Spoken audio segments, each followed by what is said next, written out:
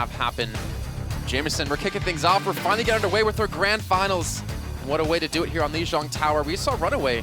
They struggled on this. They lost to MY on this map. They did not know how to deal with the Reinhardt and the Zarya that we had them pick up. Yeah, MY running that really death ball heavy composition. It worked out for them taking that first map up against Runaway. There was only really 1 point. It was 2-1 on Lijiang. Right. But the guarded, one map, right? yeah, the one map that Runaway won, it was because it was off the back of Cox's his Pharah play. Well, Cox, that's going to be another guy we're going to have to look at in this matchup again. The Winston's Lab right up, plus the stats they're actually able to do. Great stuff to see out of them. Cox is actually 8% of the team's first deaths. And in the actual, well, no, yeah, so I guess the 8% can be a little bit misleading, but between these two teams, if you were to rank them in terms of like first death percentages, he's the 4th highest. So he dies really early on in these fights a lot of the time, or he gets killed as a focus target very early on. And again, when you can't depend on a Lucio to save you, it's depending on your team then to kind of keep you alive. All right, I'm about to kick it off for the grand final match here at the APAC Premier 2017. Runaway versus GC Busan, a rematch of Apex Season 4. It's going to be Lijiang Tower, and we are on Garden to kick it all off. So most likely going to be seeing some Pharah play out of Cox here. And Hureg as well. So we're going to have, I think, Pharah v Pharah is a very likely possibility in this. And I'm curious to see how both of these two Pharahs do play this. And there's first one coming out of the red side, and we see it on the blue side too. So I want to know if they're going to be focused on each other at all, or if it's mostly going to be a ground battle for these Pharahs. We saw a lot of the Pharahs primarily focused down on the ground as we have TZ. He's going to drop low. The res is there, but the counter res is going to be a 6v6 once again, but now Cox has fallen. Haksal able to answer back, taking out Hagapun though, so that's going to be huge now. As Runaway, they smell blood in the water. Pulse Bomb comes out from Prophet, but Ariel will be able to get that kill onto TZ. Yeah, we're going to see a little bit of a skirmish here. Ariel gets another kill on the Janu when the D-Suit was already there. Stitch is able to respond in his own kind, but Haksal in the air doesn't really have anyone to contest him. It picks up a quick 2 kills with Bumper in tow, and it looks like Runaway will be able to take the first point. Now they do have that res. Ariel is brought back into this, but it's just going to be Runaway now, cleaning up the members of GC Busan. They're still contesting for now, but all 6 members of Runaway are here. They're going to get to D-Mech and ultimately finish her off. No, she makes it through the window and survives for now. They're still stalling on the point, our GC Busan. Yeah, but I mean, right now, we can already see Runaway are winning these fights. Haksal doesn't have much pressure with Ariel D-Suited and dead, and they're built up a lot of these ultimates here, too, in the meantime. Stitch already used a Pulse Bomb, already had a barrage out of Haksal. They finally do capture this first point, and Tizzy on the Winston will have his primary rage. So, in general, Runaway ahead of GC Busan. The only big, well, the big difference was the Valkyrie, as Bumper just now got it up. Now we're about to have an ultimate battle here. 6 coming online from the side of GC Busan. Well, they're lacking the offensive ultimates now on the side of Runaway, but still, they can just stall this out for as long as possible. Cox is the first to fall, but Haksal takes out his counterparts. The 5v5, the reses are there. Hagapun's already used his Valkyrie to keep himself safe, but Bumper brings Cox back into this fight. Closure is now fallen. That's a huge barrage coming out from Haksal. They should be able to catch out this Mercy, who's still in the middle of the fray. They're chasing down the Lucio. Closer trying his best to wall right away, but the Conch Blast comes in. Haksal will force him out. He was tired of Closer, trying to get back up and survive. And Runaway were able to pull that off. I'm kind of surprised considering Hagapun, he used his Valkyrie, but he only rezzed, I don't feel like he rezzed like that many key targets. He got Closer up in one of those fights, and obviously he wanted the Lucio, and they wanted the sound barrier out of him, but the team was too spread out to actually make use of that ultimate. Now they're making their approach, but look, he took so much damage. Gesture gets booped out of the sky. It's Janu that knocks him out. He's not going to be able to get res there, as the sound barrier is used by the side of Runaway. Runaway now sitting at 70%, just 28 away from securing this first point. It's looking good here for Runaway. They're not going to have a lot of ultimates just yet. They don't have any support ultimates either, but then again, Closer used his sound barrier in that last fight. So Hureg with the barrage, I mean, the barrage can be such a game changer if you can hit it, but the problem is when you use it, you're so vulnerable. You're so susceptible to being hit by a rocket from the enemy team, or just from anyone, to be honest, on the enemy team.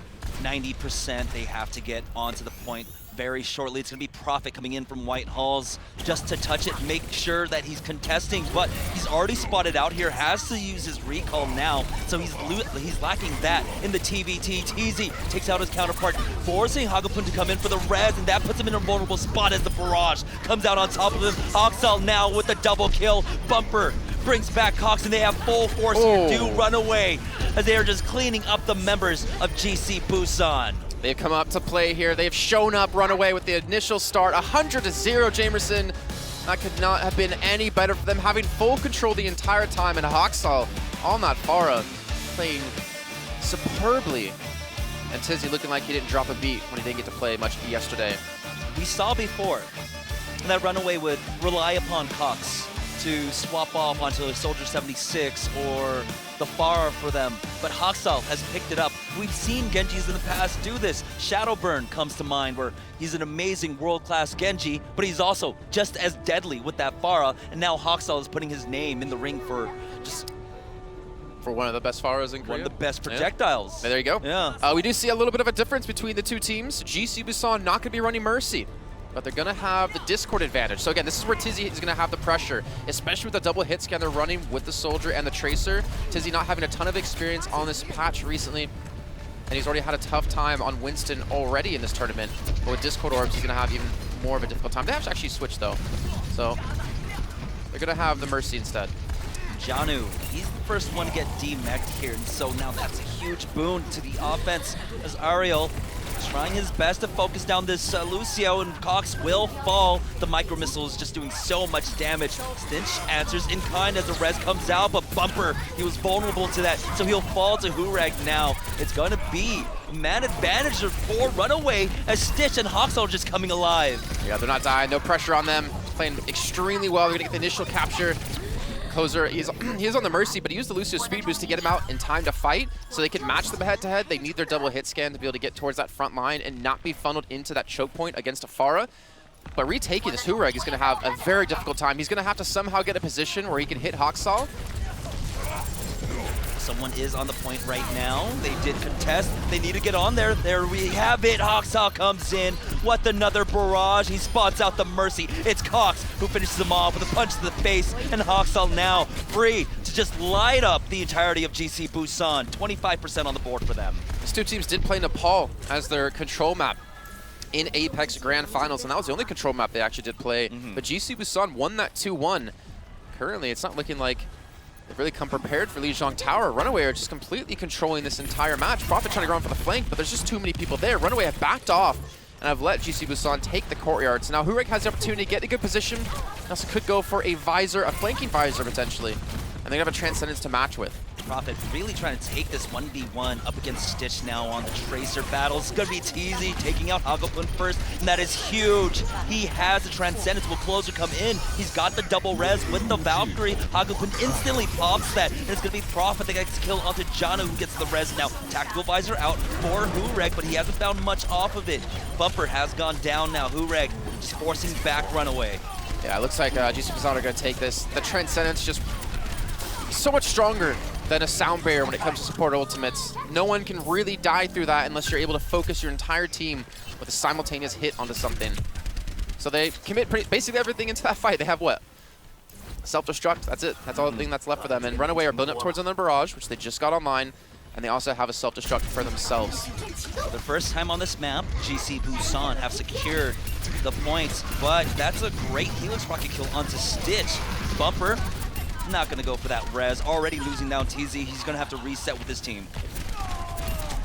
They have the Lucio, so the thing is, like, Runaway have the advantage to speed out and get distance from GC Busan, but that was actually a really well-timed dive. Hureg had no threats against him when you have Prophet, Aerial, and Jester jumping in.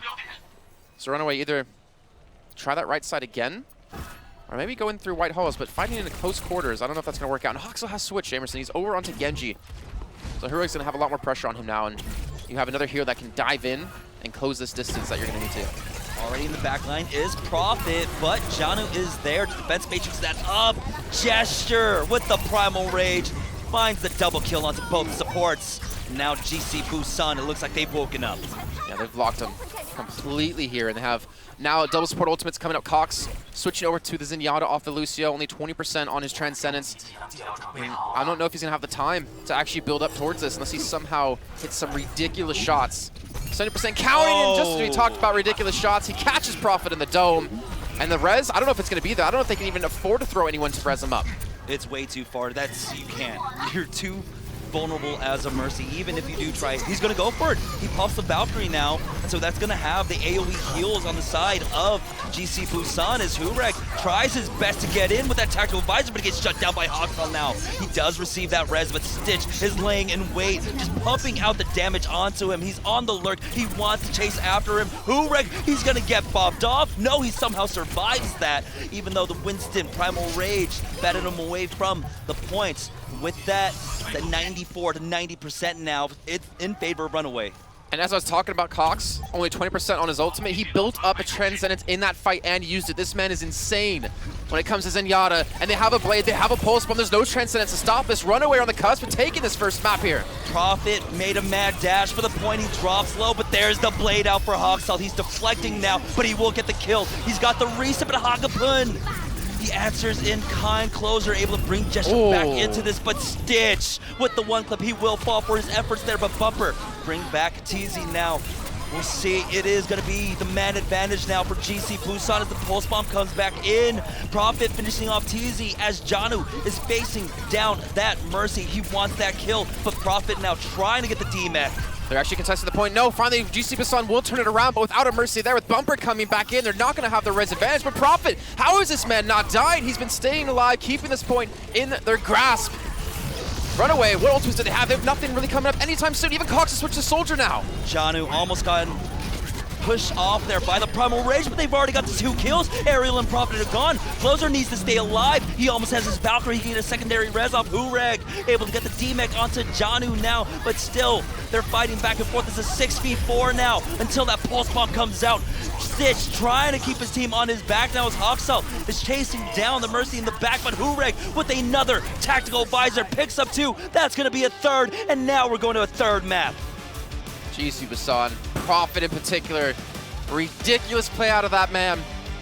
Staying alive with such low HP when they were so close to losing that map. They lost their Mercy initially in that big skirmish, but he kept it going, and Hurek, attack visor after attack visor, time after time, he has done some serious damage. And you did see Runaway, like they realized where the supports were. The supports of GC Busan were actually really far out of position. They were over towards Courtyard. Yeah. So you saw Hawkstall and Stitch dive them, but the problem was that Hurek had no pressure because TZ's not going to be able to kill him without a Primal Rage. His bubble was already down, and that's what allowed him to pick up those 3 kills they needed to close out that point.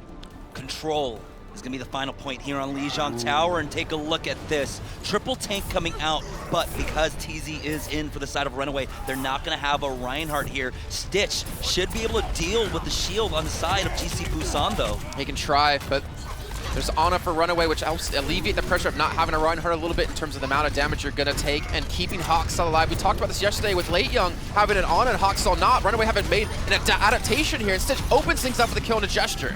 Yeah, but he will receive that res. Hawkstall taking out his counterpart in Prophet now, and Stitch is allowed to just spam away with those grenades as Janu finds the kill onto Closer, and that's going to be Runaway once again capping the point first. Well, guess what? Hawkstall's going to have a Graviton Surge. He's high charge. This is what an Ana is going to give you compared to a Zenyatta. The amount of healing you can do for a Zarya to keep her alive is ridiculous. They can hold this. Look at the advantage he has. He's got a 50% lead against Prophet on the Zarya. I'm a little bit surprised to not see them trying to hold up front a little bit, hold that doorway, because when they grab, they have the Riptire to use. But that's the combo they're going to go for here in a second. GC Busan know there's a Graviton on the way. They have to be careful. They have to be sparing with that defense matrix, but Stitch is just going to delay them with the Riptire now. It's got 5 seconds left as it climbs up. There it is. Ace in the hole as Gesture falls, forcing back the members of GC Busan. The grab, it's going to be coming anytime soon if they're going to use it. The Mercy overextends Closer, so low on HP, he somehow gets some distance, he escapes. And that's a Subtract and an Earth Shatter, Jamerson! Fireworks are going off! Catches onto 2 with the self-destruct now. GC Busan will force back the members of Runaway. That's the team wipe. But still, 46% on the board. We're going to have the grabs facing off as TZ swaps off now onto the Reinhardt. Runaway's had this grab for so long, and Prophet was able to build his 50% he needed to secure the ground. Ton's gonna be used immediately. There's no point to commit any ultimates here. Cox actually nanos Hoxall, so they're gonna try to fight this one back because they're committing the Valkyrie, and Hoxall has high energy. He does have high energy, but that's another Earth Shatter coming out from Gesture there. And now the follow-up, does GC Busan have it? Stitch has fallen, but there's a self-destruct. They have the huge Rhine shield to keep them safe. TZ forced to stay back. Now the Riptire coming out from Stitch. It's gonna come down to this man here to try and find anything. Last time he connected onto Gesture here. Now he does come in for the flank. It's gonna be Hurek who falls, instantly getting the res. But can they push? Can they even create some distance? They don't have any ultimates. And Hagapyon's gonna have his Transcendence. Look at this energy again. Prophet's being fed so much, he almost has another Graviton Surge, and Hoxall still only at 50%. GC Busan can easily engage this as long as you block that Battle Grenade that Cox can throw out. Bumper is low in the back. Oh, got eaten there. Prophet tried to just shoot that straight up the gut, but now Stitch with the D-Mech onto Aerial. Tizzy falls though. Now they are answering back. Bumper tries to bring him back into this, but it's the man disadvantage for Runaway as Hurek finds another kill, lighting up the kill feed. And look who they're focusing down. Hoxall again. He was the first one to die in that fight. They don't want to give up another Graviton, but he's going to have the opportunity to do it. Gesture, his third Earth Shatter of this game, and now 20% away for being down the first map on the Yuzhong Tower to come back and take it 2-1. Stitch has to hit a good Riptire here. Stitch gonna send the Riptire on in as the self-destruct comes out from the side of GC Busan. Stitch does connect, taking Aerial out of the equation, but Prophet, he's high charge. He is melting through the tanks as he finds a second kill, and Runaway will not be able to get onto the point. It's gonna be GC Busan take the first map. Wow, Runaway. No, more importantly, Gesture. 3 Earth Shatters in those fights was ridiculous out of that man to build it up so quickly for someone who's known for being such a good Winston. His Reinhardt, you would never be able to tell wasn't as strong as his other tank play. Amazing job out of him. Now, things starting off the exact same way, essentially, from our Apex Grand Finals, right? It was 2-1 on Nepal that GC Busan took the first map victory, but then Runaway came back, sent it to Hollywood. It was still a pretty close game. 4-3 was the scoreline there on Hollywood. Well, now Runaway, I mean, they could have had that map, I think, but we'll see what's going to happen as we're going to head to a short break, and when we come back, it's map 2 in the grand finals of Apex Premier, APAC Premier 2017.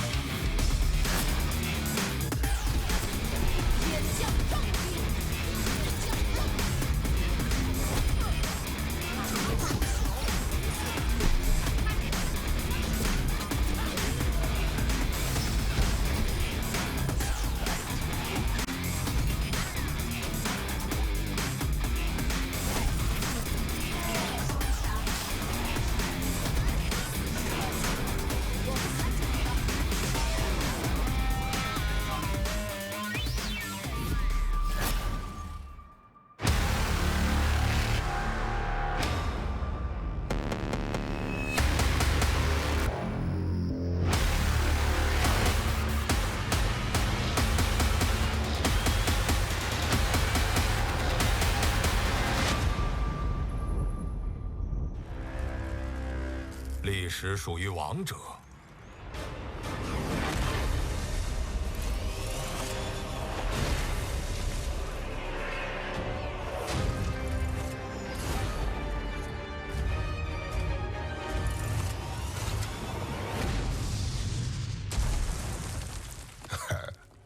你知道我是谁？我上了，准备好。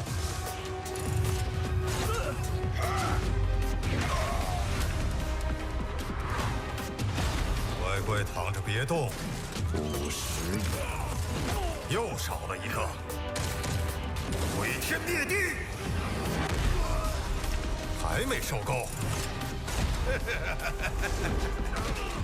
他们来了！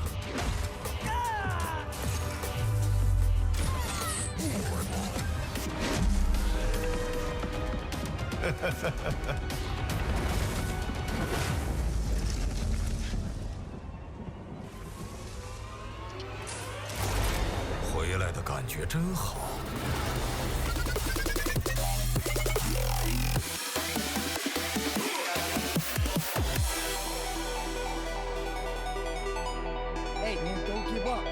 Let's get patched up. Max healing boost. We move together as one.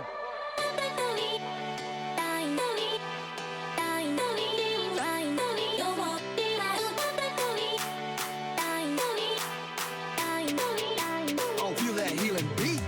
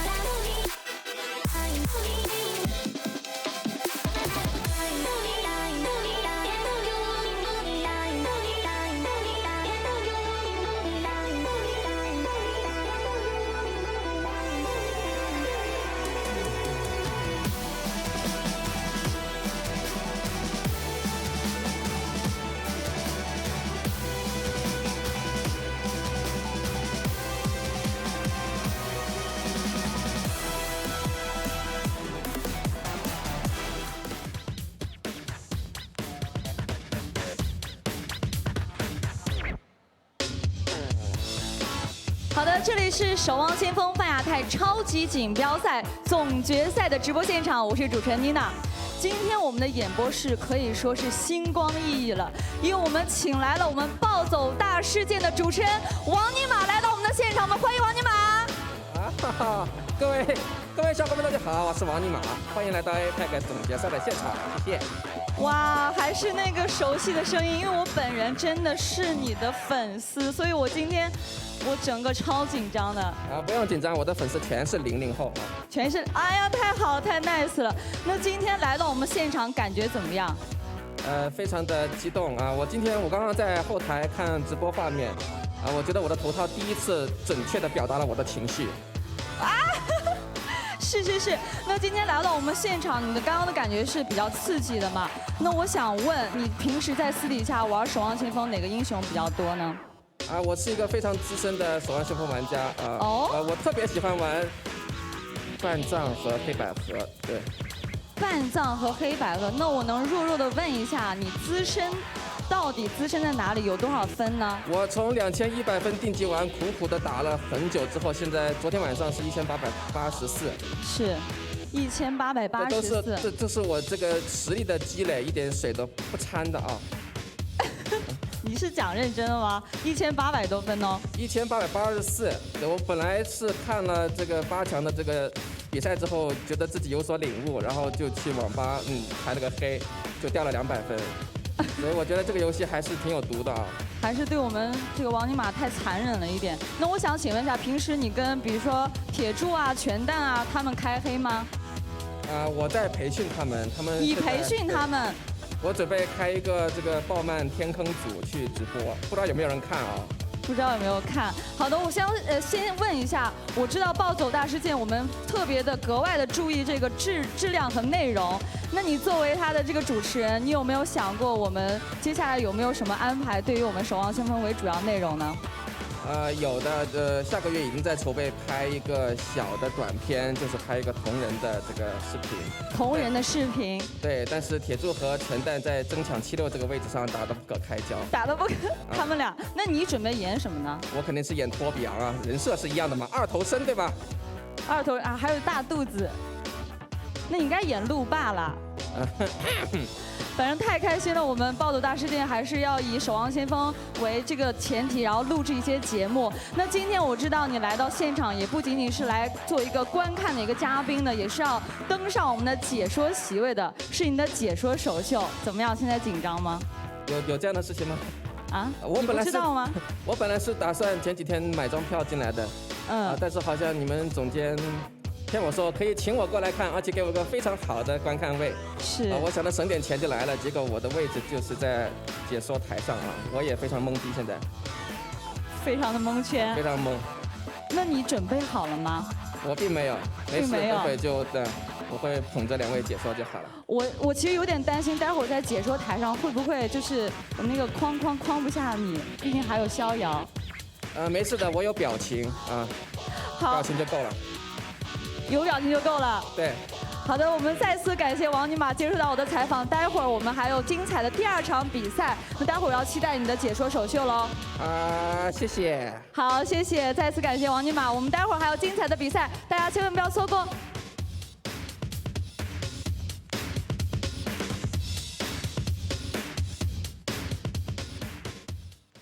And our MVP is going to be anyone on Reddit that can translate that interview for us. I really want to know what happened there. So, from what I was told a couple days ago, he's like a guy who makes videos, like similar to like YouTube videos, and he's like really funny and really famous. But no one knows what he looks like. Oh. Yeah. Okay. Well. So he's like Moon. No one knows who he looks like. No, we have a Moon. We do. Yeah. We do. But Jester getting the MVP for this one. I would say give it to him. His Reinhardt was great. He did a fantastic job. Obviously, it's really easy to hit Earth Shatters against people who don't have a shield. Look at that. 4-man Earth Shatter, 3-man Earth Shatter, connects onto all of them.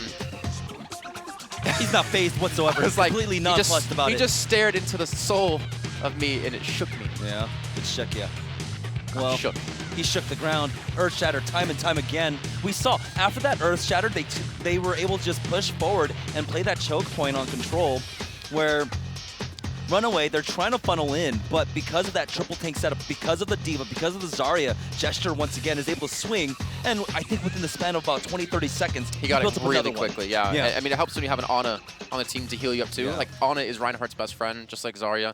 They're best friends. Yeah, you can't like be anti-healed, and you can swing freely. But there was... Not sure what that, I don't know if you guys could hear that. I'm not sure what that was.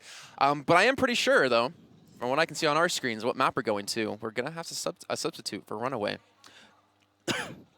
Excuse me. Before we talk about that, though, I mean, there were some key moments on Control. I feel like Runaway could have won it. Oh, yeah, easily. When they came in to get that, when Closer came in to get the resurrection onto TZ, Haksal, he was burning him down. He thought he had the kill, but somehow a body block came in, and they weren't able to get it. And I was surprised that Haksal didn't go for that grab. If they had gone for the grab at that point. I'm surprised Gesture was that far pushed up when he got picked off. And then, as you said, Closer, he flew in, and he was so low on health, and then they tried to push it after him, and they overextended themselves. But I think if we compared like the two Mercies of both teams, Closer's definitely going to be the better one. He's the one that we've talked about in like mid-series. He's adapting to styles, and he's not dying. And he's doing a great job of just staying alive and kind of like baiting people in it sometimes, you know, kind of like, oh no, I'm overextended, what are you going to do? And they attack him and he immediately flies away and they can't kill him. I think the big mess up though for Runaway was when you had Haksal who had his Graviton, they didn't hold forward and they didn't use it at the appropriate time to force a fight. And that's when we saw the Earth Shatter come down, the Self-Destruct come down, and they wiped. That was a crucial moment in that fight. But you hear the roar of the crowd. It is going to be the Emperor Kaiser himself coming in. And I think those at home can glean from the substitution what map we're more than likely going to go to for map number 2. Yeah, this is going to be a good one. Against NY, he got to play Ryan 89% of the time. Against MVP Space, he was on Winston 65% of the time. So if they can kind of play around his Reinhardt, force onto maps where Reinhardt works, I think Runaway easily have a chance to take this the full 7 maps and maybe the whole series, because Kaiser didn't get the chance to play against GC Busan. For him, it's a vendetta. He didn't play against them. He wants to show what he can do. And we're going to see if GC Busan can handle this. Yeah. I mean, there were moments where Gesture on the Rhine, he definitely overextended. He would go for a charge and not get punished by it. If Kaiser were there, he would have laid the smackdown on him. Like, I am the one true Ryan. He would not have been I am the one who charges. Yeah, exactly. I feel like there were a lot of moments that Gesture could have been punished, and he wasn't on Nepal. And on our next map, Kaiser is the one that's really going to take advantage of that. He's going to be able to play the Reinhardt shield a lot better if they go into that Rhine v Rhine battle. I mean, you can just tell yesterday, too, that it felt so good for him to play Reinhardt again. It's going to be just as scary as Haksal and Genji. There's not very many like Rhine specialists that we can say that, you know? There's like Coco on Reinhardt, very, very good. But I can't think of like a true Rhine specialist in my head that is that well known for playing that hero. Do you think of any? I really can't. For the longest time, Orion was just, you know, a shield bot, a right-click bot, and he would just move forward as a giant rectangle. But it wasn't really up until, like, Kaiser came in where the game was changed. Like, he was able to win every single Rhine v Rhine. He knew the shield battles in and out. He could bait so many ultimates out. It was incredible to see. Yeah, well, we're going to see what he can do here, and more importantly, what Gesture. We already talked about his adaptations on his Winston in their semifinals and their quarterfinals. Most importantly, their quarterfinals. But can he adapt his Reinhardt? Can he adapt it to the way they need to play it against the best Reinhardt out there in the world?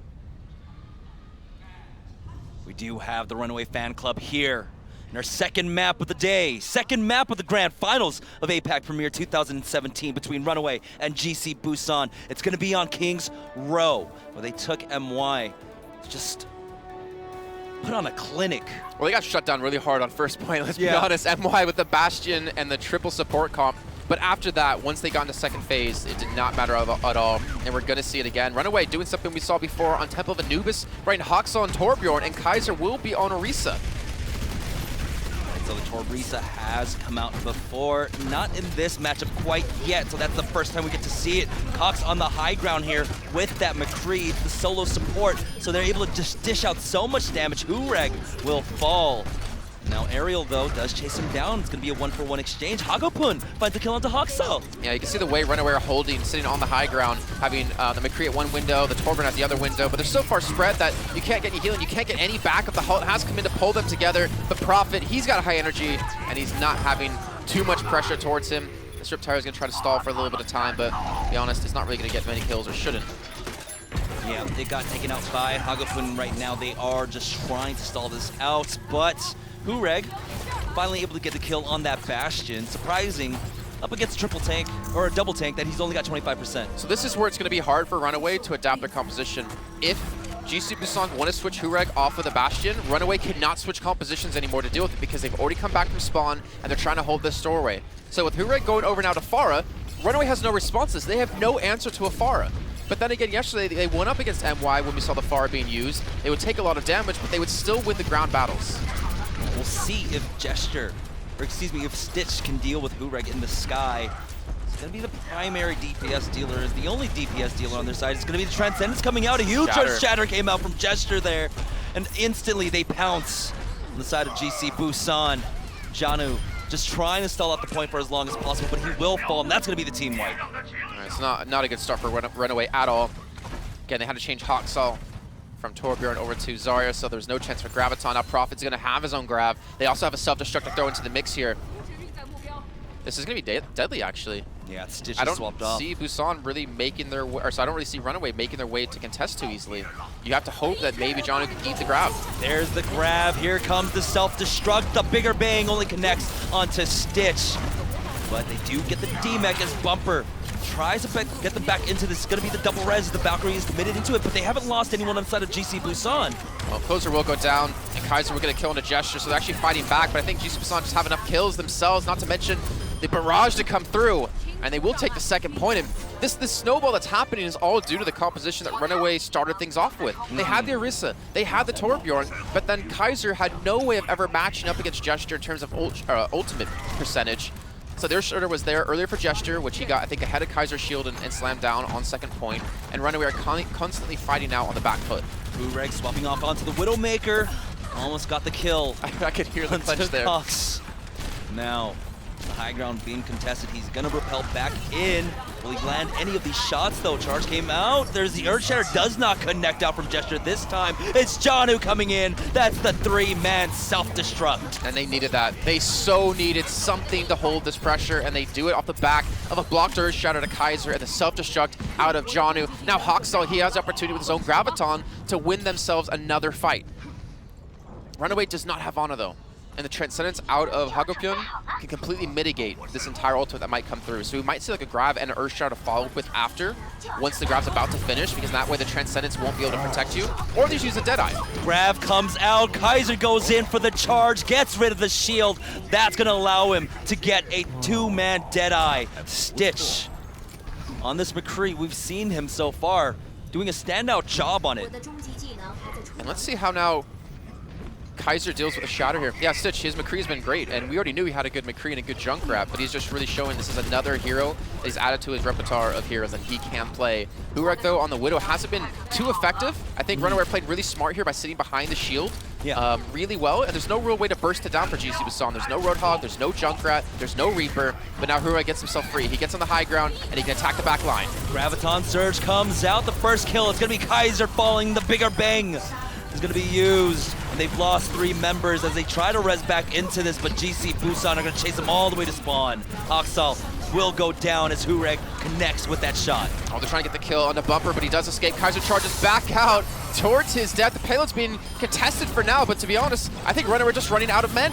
They are running out of men indeed. Cox, he just needs to stay alive for a second longer to try and delay this out, but no one's on the point. 3 minutes and 12 seconds left on the clock for GC Busan.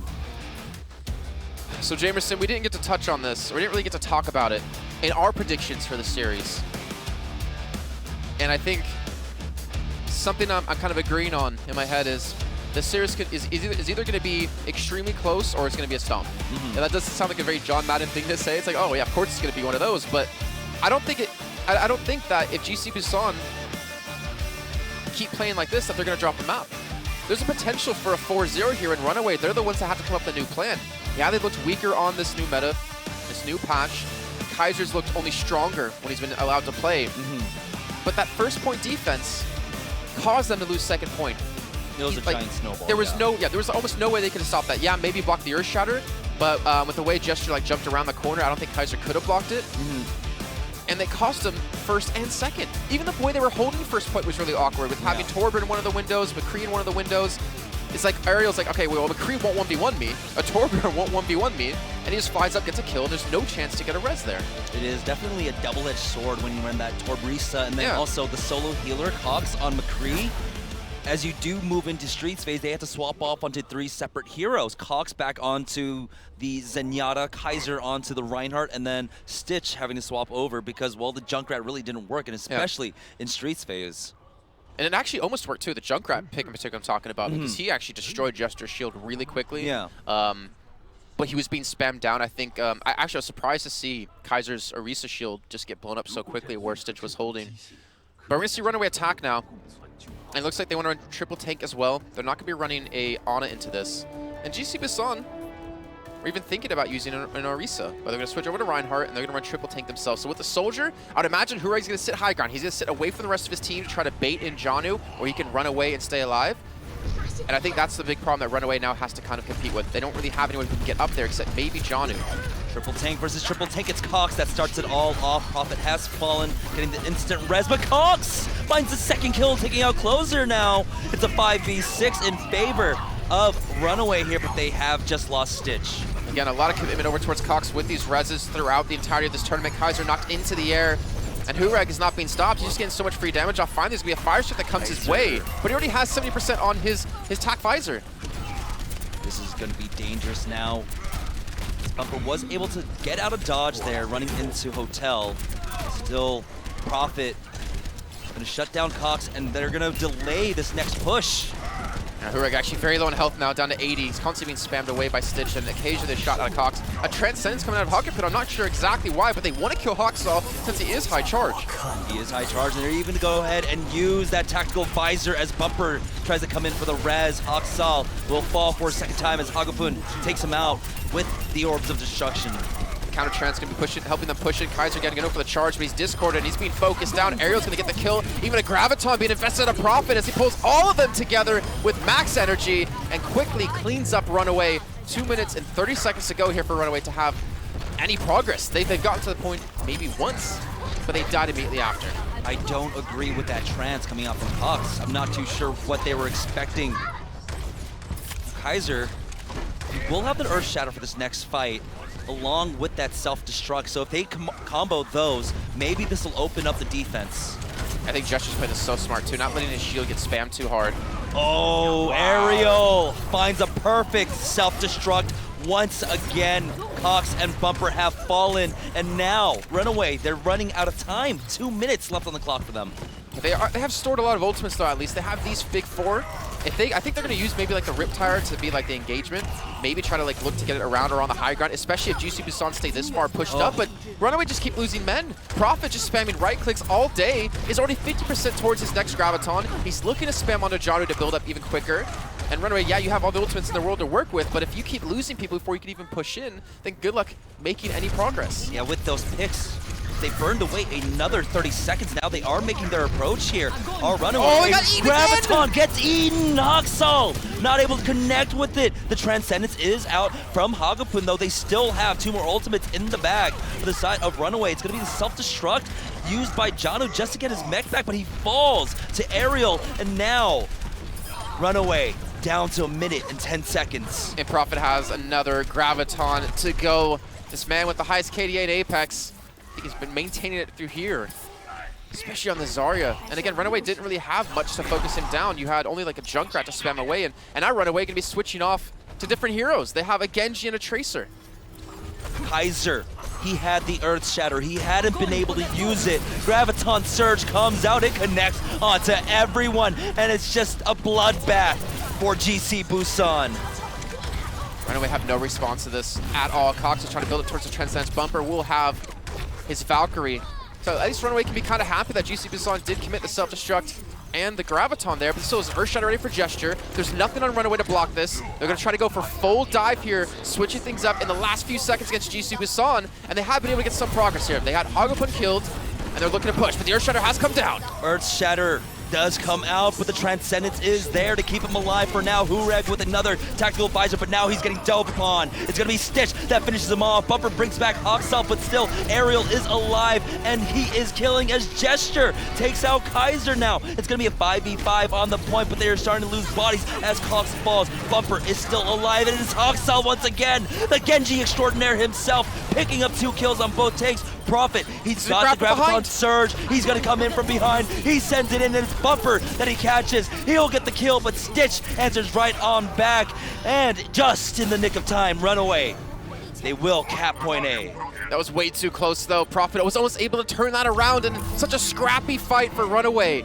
Cox, he was even forced to switch over to Soldier once he did die, because he used that trance so early on in the fight. So there's no way now Runaway is going to be able to compete with the time bait that GC Busan has. But with the rate they're playing, I think they're going to have a hard enough time just finishing this map. I mean, there are multiple ways that GC Busan can approach this, right?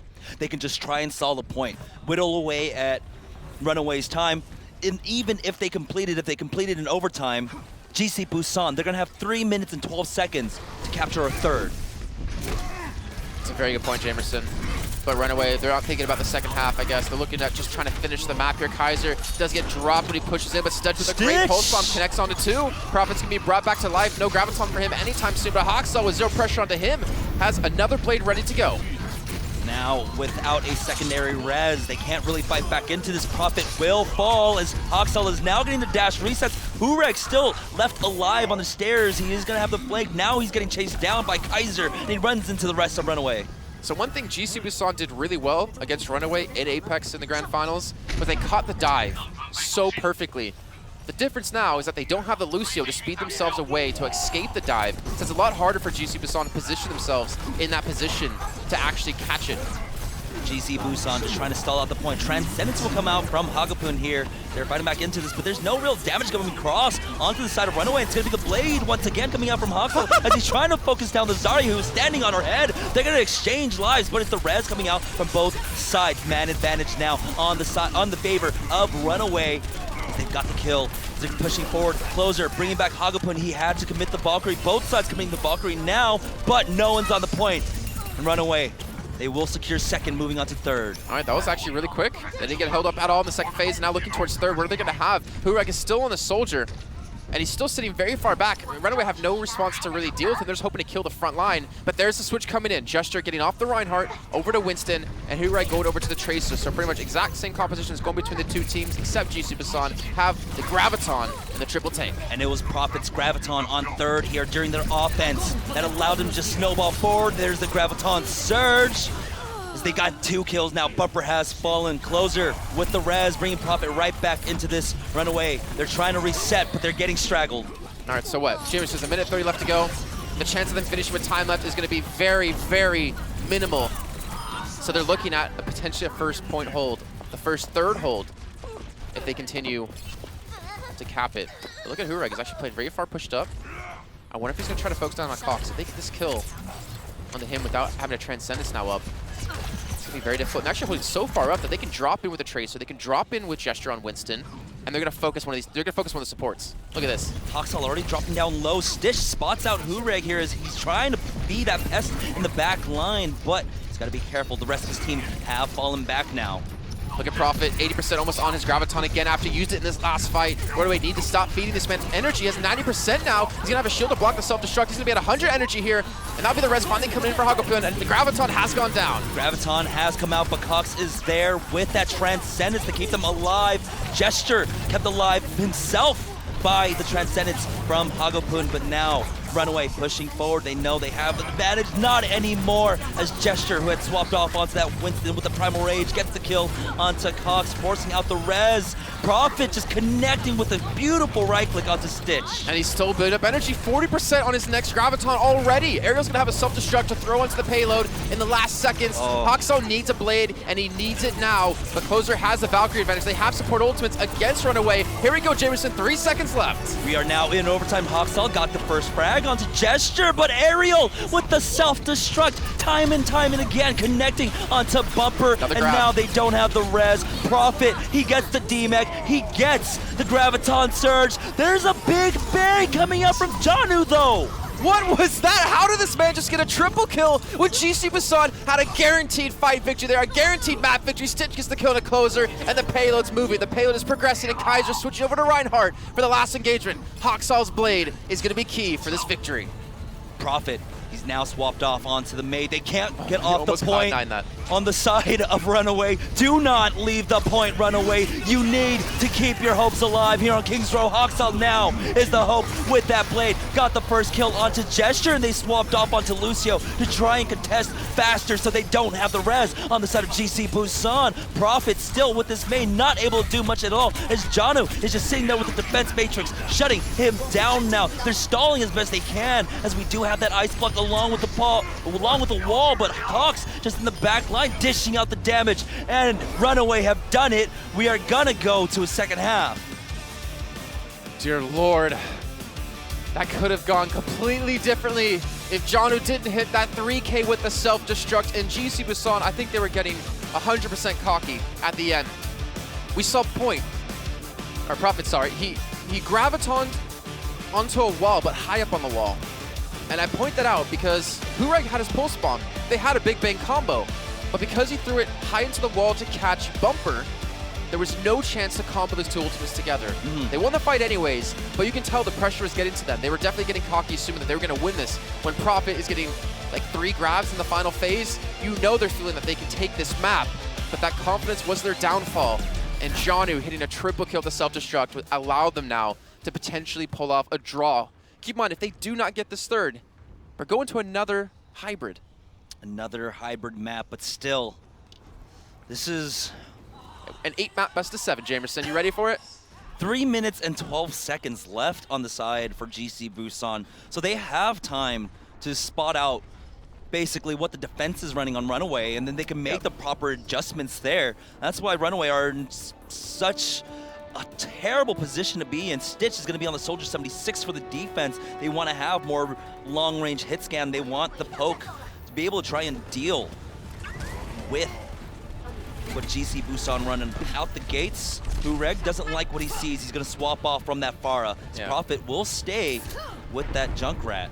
All right, so all it takes is one shot of Hureg pretty much to shut this down. If you catch Bumper, who's already at half HP, that's all they need to get this first point, this first tick. Stitch will finally be able to respawn back, but they're still playing down a healer and they're playing down a res. Prophet is brought back into this fight now, and Hureg just free to stay way far back, safe. There's no one to deal with him whatsoever, and he's just peppering away with these body shots. Kaiser will be the next one to fall as Stitch gets the res, but no one is on the point, and it's going to be GC Busan now, taking an early 2-0 lead up against Runaway. Even though that was such a clean take on the first go for GC Busan, it's such a clean take to close out the map. Got to give credit to Runaway in the heart for the team. to at least finish the map on their attacking half. It wasn't the greatest of starts, and they really, really struggled on first point, Jamerson. Yeah. They tried running an odd composition. Then when they realized, okay, this Reinhardt comp is not working, they had to switch things over to Winston. They had to go back to full dive. Yeah, it netted them the point, but still even that wasn't clean. And Runaway, they need to take a second. They need to think some things over, because that's supposed to be their best map. That's supposed to be where Kaiser can really excel. And he still wasn't even allowed to play the Reinhardt because they had to switch him over for the dive. And you were talking about it on Nepal when Haksal was on the Zarya himself. He was instantly getting focused down by a lot of these plays. But we'll see if GC Busan need to make any adjustments coming into this next round, or if they can keep playing their own game up against Runaway. They are up 2-0 in this best of 7 set. Don't go anywhere, guys. We'll be right back.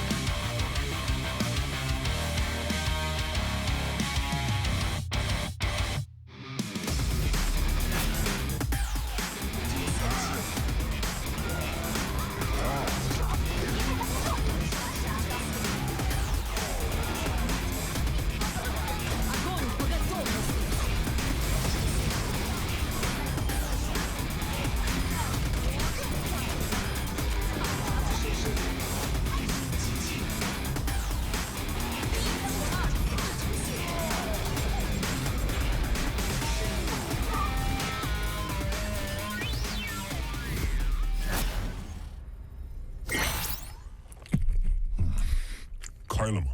时间加速器我都能搞定，这肯定没问题。全体守望先锋，全体守望者们，还是不对。所有曾是守望者的伙计们，我是 Winston， 那当然是我了。30年前，智能机械向人类宣战，世界各国无能为力。直到他们召集了一些英雄精英，为了使人类摆脱致谢危机的威胁，守望先锋诞生了。你们成为了人类历史上最伟大的和平守护者和开拓者。你们之所以被选中，是因为你们有能力和实力。你们之所以加入，是因为……这些你们都知道。听着。人们认为没有我们，他们的生活会更好。他们甚至把我们当作罪犯。他们摧毁了我们这个大家庭。但是你们看看，现在必须有人站出来。我们必须站出来。我们可以再次改变这个世界。这个世界比以往更加需要我们。你们来不来？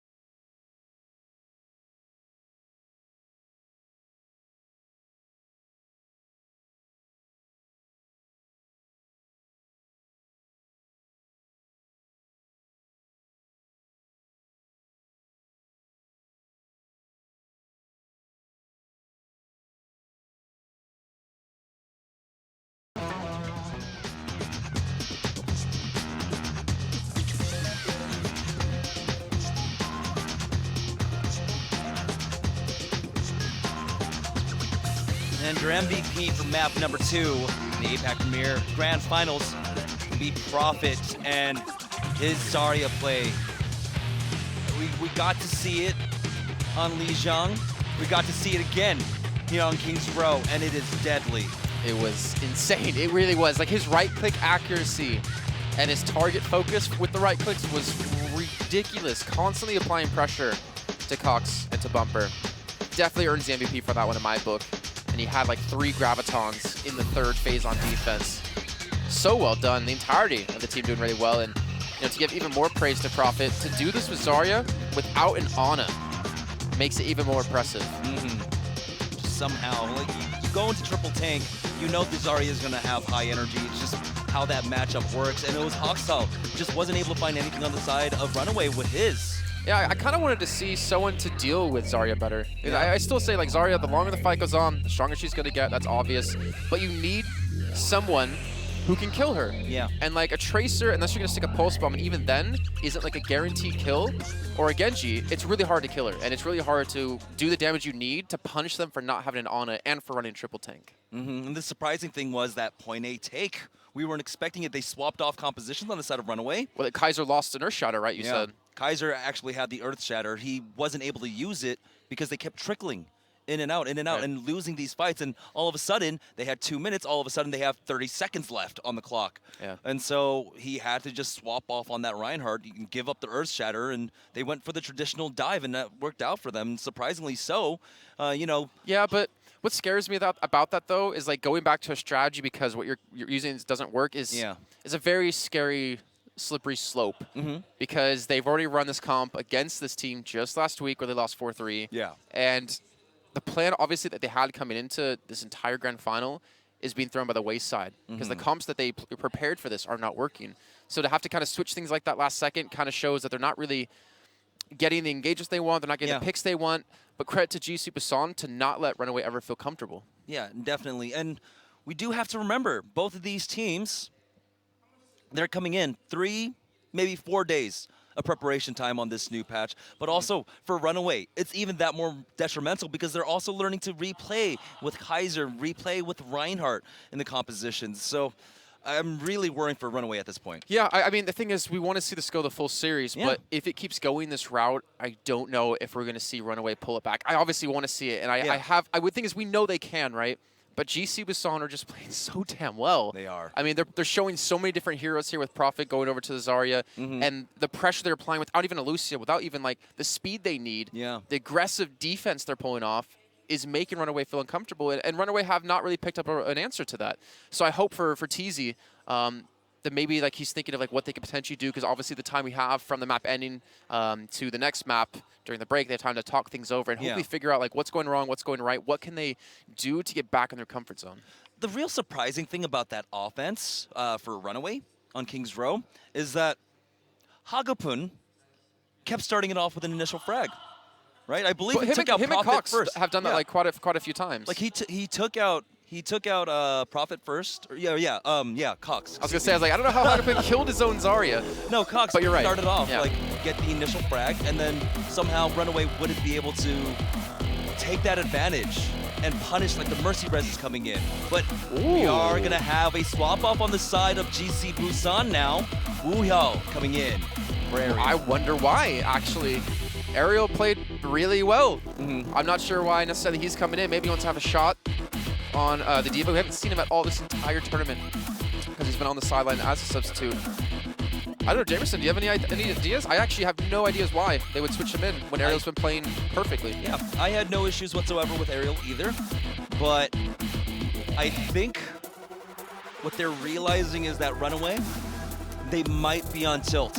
As you had mentioned, they're going back to old tried and true, going for that dive once again. Okay. And who's the one that played up against them in that dive? Yeah. Wu Yao.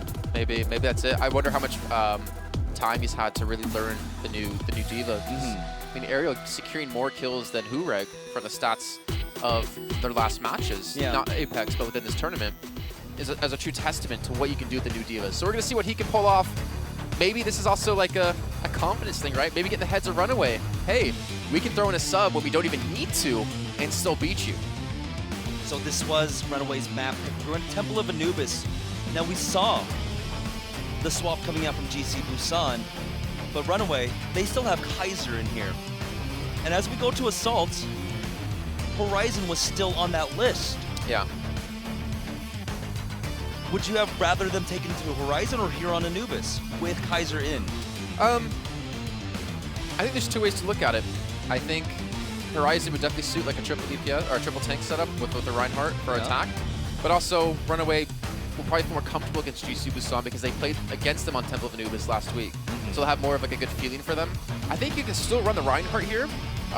First point's gonna be a little difficult, but you can still run triple tank on first point, and you can still just speed them in and kind of force them to fight from like a high ground position. We've seen so much Torbjorn lately being used on high ground with Orisa protection. Yeah. But they're very stuck.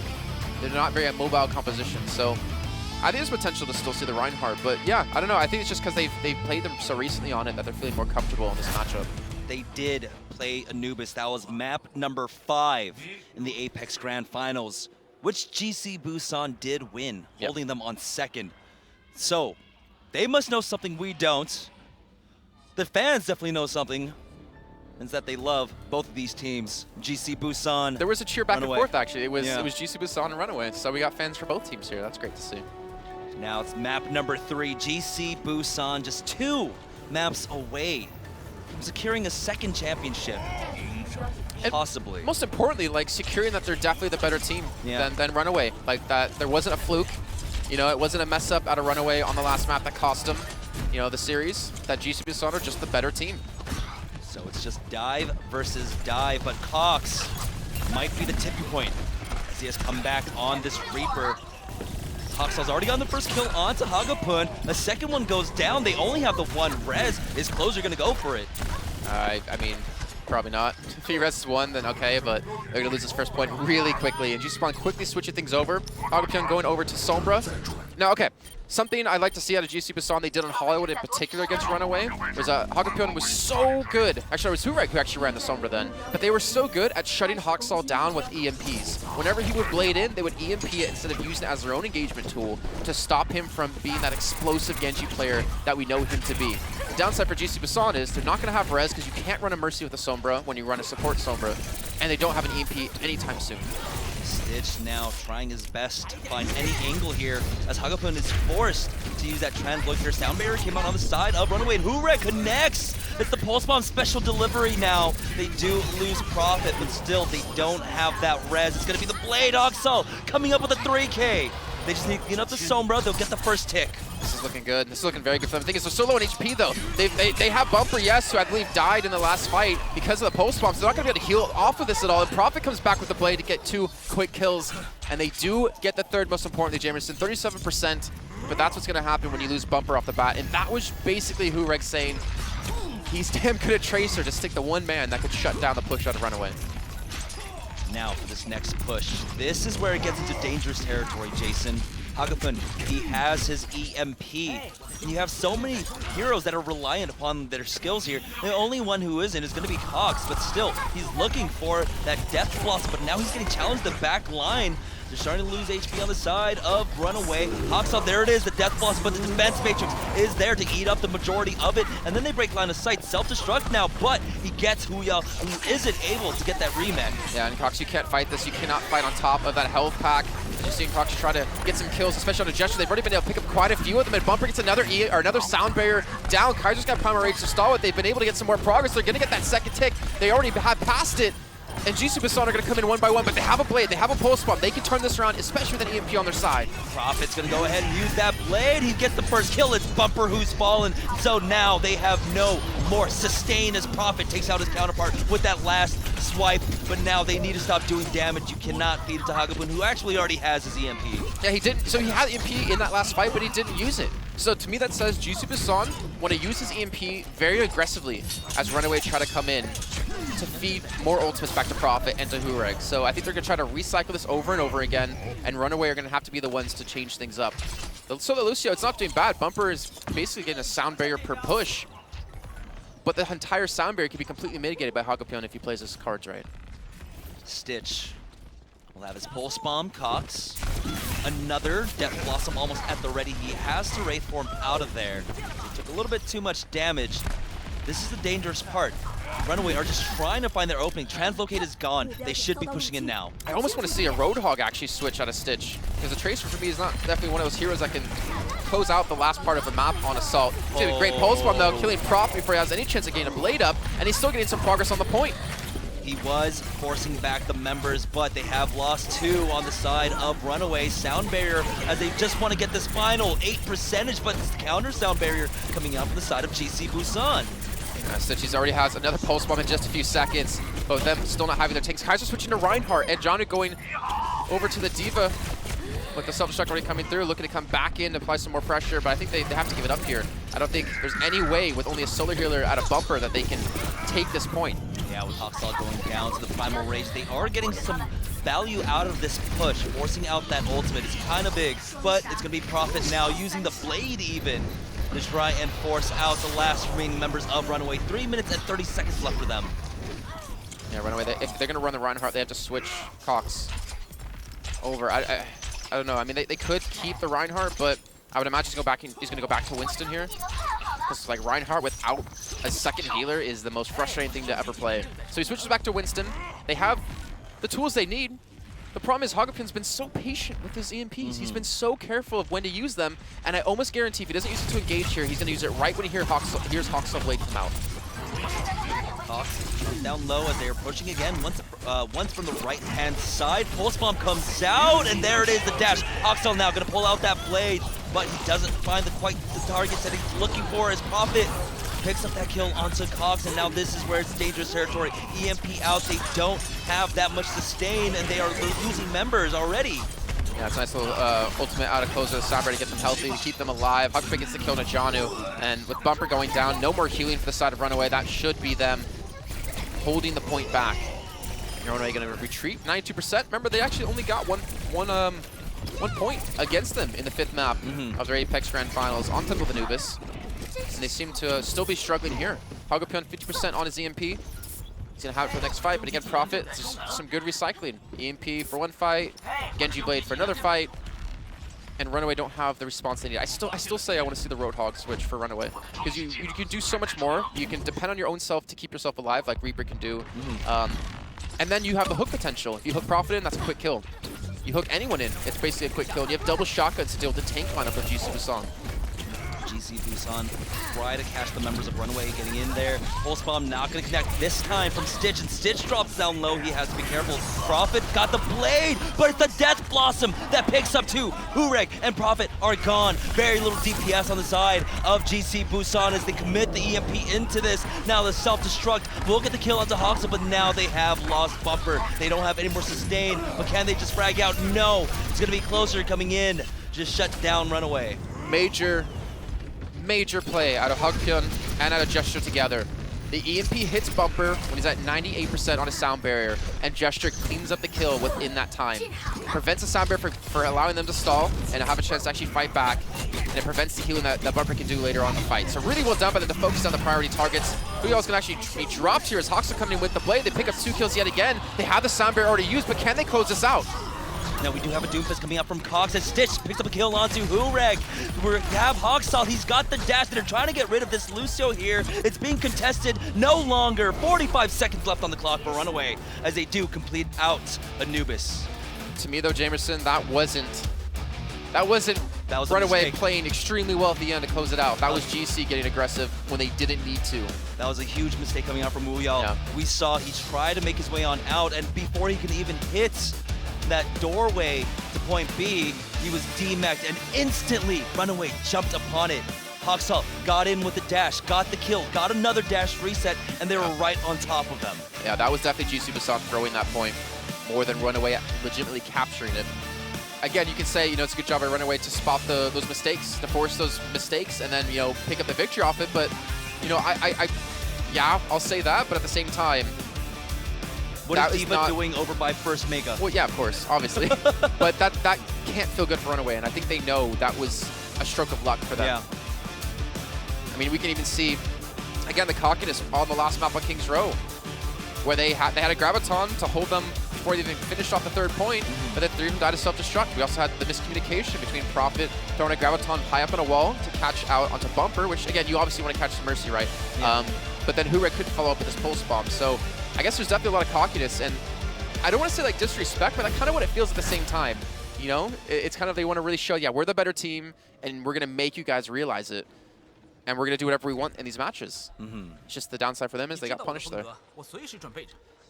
Now it's GC Busan's attempt to attack. Currently leading 2-0 in this series, in this best of 7 set up against Runaway. Runaway, they've just gone back to tried and true. They're going to go for that Tracer Genji once again on the defense. While on the side of the offense for GC Busan, Hurek wants to start it off with this Widowmaker. Okay, so they have an opportunity to really open up this first point. Comes down to Haksal in the counter dive, and I wonder where Haksal's actually going to be sitting. Is he going to be in the Genji spot? Looks like he is. But Hurek, I think he's actually played on the ground before with Widow, and then like went up to high ground right after. So he's trying to like save that grappling hook to create some distance between him and Haksal. And once his team does go in, then he does go high ground. But already Bumper has been killed. And I hate to keep pointing out, but Bumper's definitely not adapted as quickly as Kozer has on his Mercy. They are trading back, but it's going to favor the side of GC Busan. Here's Wuyao, picks up the kill onto Cox. Now they are losing bodies on the defense. It's being contested now before the first tick can actually come in. Stitch trying his best to delay this as Haksal gets the kill onto Hurek. It's one kill, but one kill's not going to be enough when you already did lose your Mercy. And immediately Runaway have switched the support core over from Bumper to Mercy to the Lucio, and Cox from the Zen to Sombra. So they're going to go back to old school Temple into the second point hold before the patches, just like we saw GC Busan. But we're going to see, thank God, a Doomfist. He's probably like one of the worst heroes you can play into a Sombra if you get hacked, but he has explosive killing potential that teams always forget about and always underestimate. Yeah, that front-loaded damage on the Doomfist often goes underestimated. Stitch taking out his counterpart. So they do have the res on GC Busan, but they could just reset and wait for Prop to get back. Yeah, they should too. No need to commit your res, especially when you have Valkyrie and you have a res advantage. The big downside is though Cox has 80% on his EMP, so he's most certainly going to have it in this fight. And Hagopyeon, ideally, he's going to be the target you want to kill. You catch him with the EMP, you quickly finish him off. There's going to be no transcendence. You're going to force out the Valkyrie right off the bat out of close it unless you EMP him as well, and then he can't res Hagopyeon. So let's see. Engage is coming in. Pulse bomb has got out, but has not connected. They started it off with that Valkyrie. There is the EMP as Haksal gets the kill onto Hagopyeon, and now the blade has come out. It's been unsheathed, but he's not able to get much else off of it right now. Makes his way on over to the Mega, but most of his team has already fallen to the wayside here. Hagopyeon picked up that last kill onto Bumper, and now the Transcendence is theirs. Haksal will fall to Gesture. And the thing is that you're going to need EMP to shut down Hurek, who has his meter strike, and he's doing some serious damage. You're going to have to respect this. He spotted out Cox. He gets the rocket punch into the wall. He goes down. There's no chance for an EMP at all. And that's going to be the meteor strike coming down for another kill on the Bumper. The meteor strike just squashing Bumper there. Already one tick going over. There's the second. Will anyone on the side of Runaway be able to touch it? Stitch for a brief second now, but Cox almost gets caught. That was a haircut that he got there from Hurek. But still, they're losing members once again. The rocket punch keeping Stitch out of this fight. They're just trying to stall, buy as much time as possible on the side of Runaway. You see him still coming back in. Cox is trying to work towards ZP. The problem is he has no health packs hacked anymore because it's been so long thrown in contention that he's not going to be able to EMP it up. Kaiser switching to Ryder. He hits the charge. That's great and all good, but you have no damage to kill anyone. You have no follow-up. No damage whatsoever. Bumper finally cleaned up to be Wuyao once again with that Diva to take him out. Primal Rage now committed by Gesture. There is the self-destruct. And GC Busan put 5 minutes and 2 seconds on the clock. Ridiculous out of them. They make the Doomfist work on the second point. I honestly was not expected to really do that well. But it wasn't necessarily needed out of like him to do phenomenal. Like he killed Cox. Like I cannot he killed Cox. I cannot understate how important that was. Yeah. Because you take the Sombra out, and that now means either Cox, well, which he's gonna have to contest because obviously they need him to, but he also needs to hack a health pack to build up EMPs. Because from his front-loaded damage, he's not gonna build it up in time to actually turn a fight around. So they somehow kill him enough and focus him down enough that they prevent the Mega from being rehacked. And then they don't have to worry about ever an EMP coming their way. And they can snowball the fight over and over again. And they have double healers. They have a res too when they need it.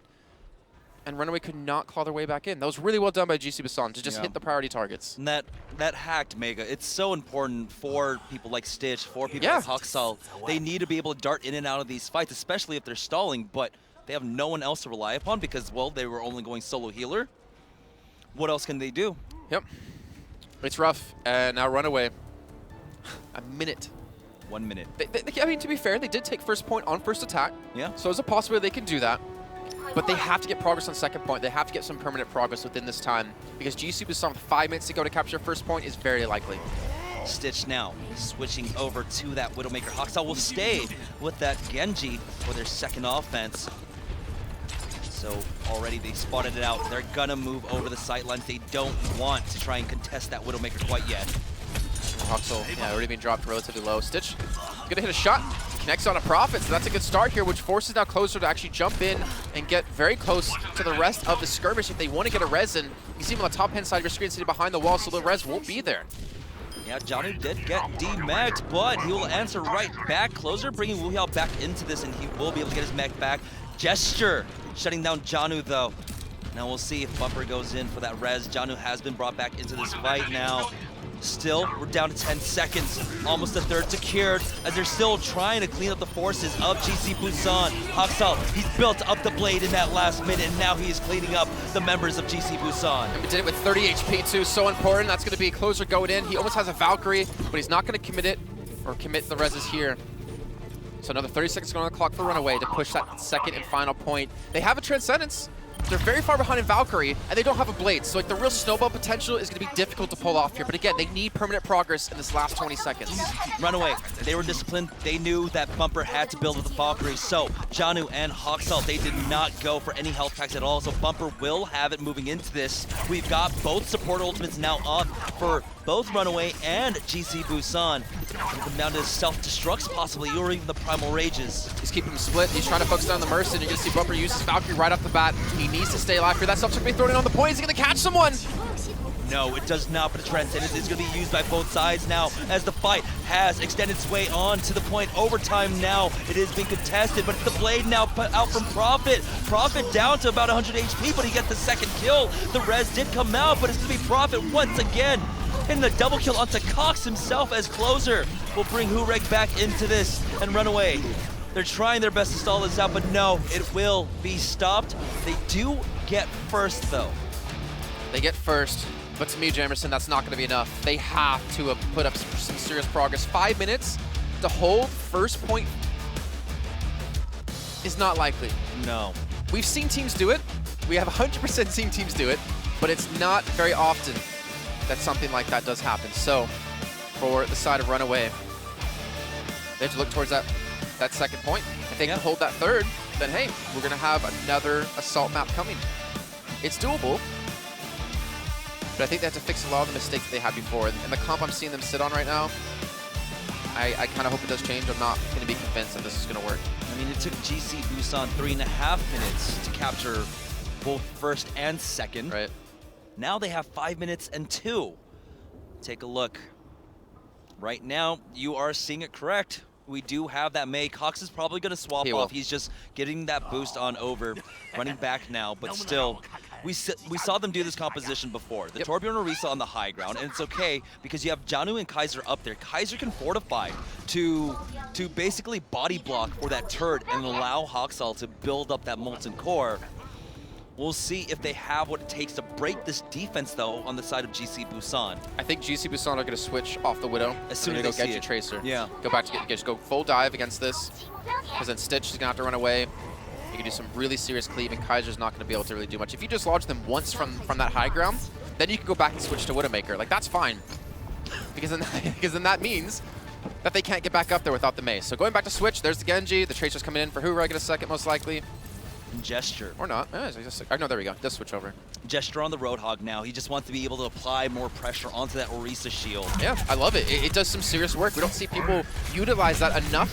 Problem is, he's also going to be a giant ult battery during this because he has not a lot of protection.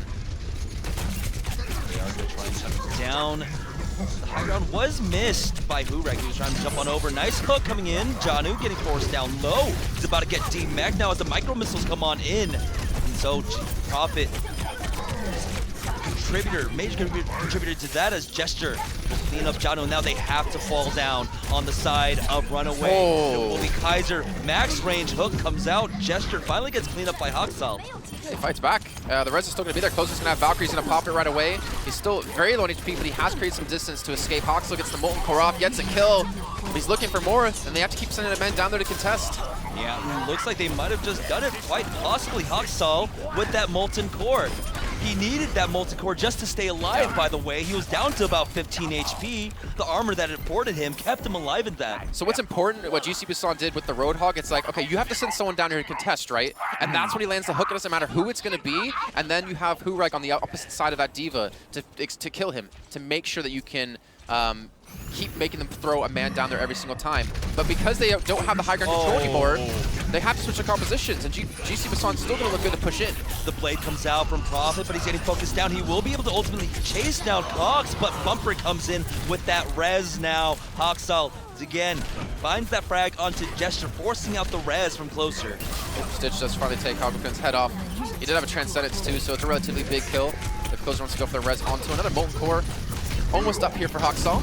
Yeah, and Haksal, his turret is still alive right now. He is farming up the ultimate. He's got it, but no, the hook shuts it down. They will take out the turret now. But Stitch is still alive for the moment as Prophet finally answers back. One tick secured. We'll see if Bumper comes in. He's got the res. He's not taken out quite yet, but he will ultimately fall as Hagapun finds that headshot. There's a Transcendence out of Hagapun too to keep them alive, so there's no real chance Runaway can fight this one back unless somehow Haksal can get here, build up a turret, and get the Molten Core off. Do what he did in the previous defense, but that's going to be it. That's going to be now Runaway being held to their second point.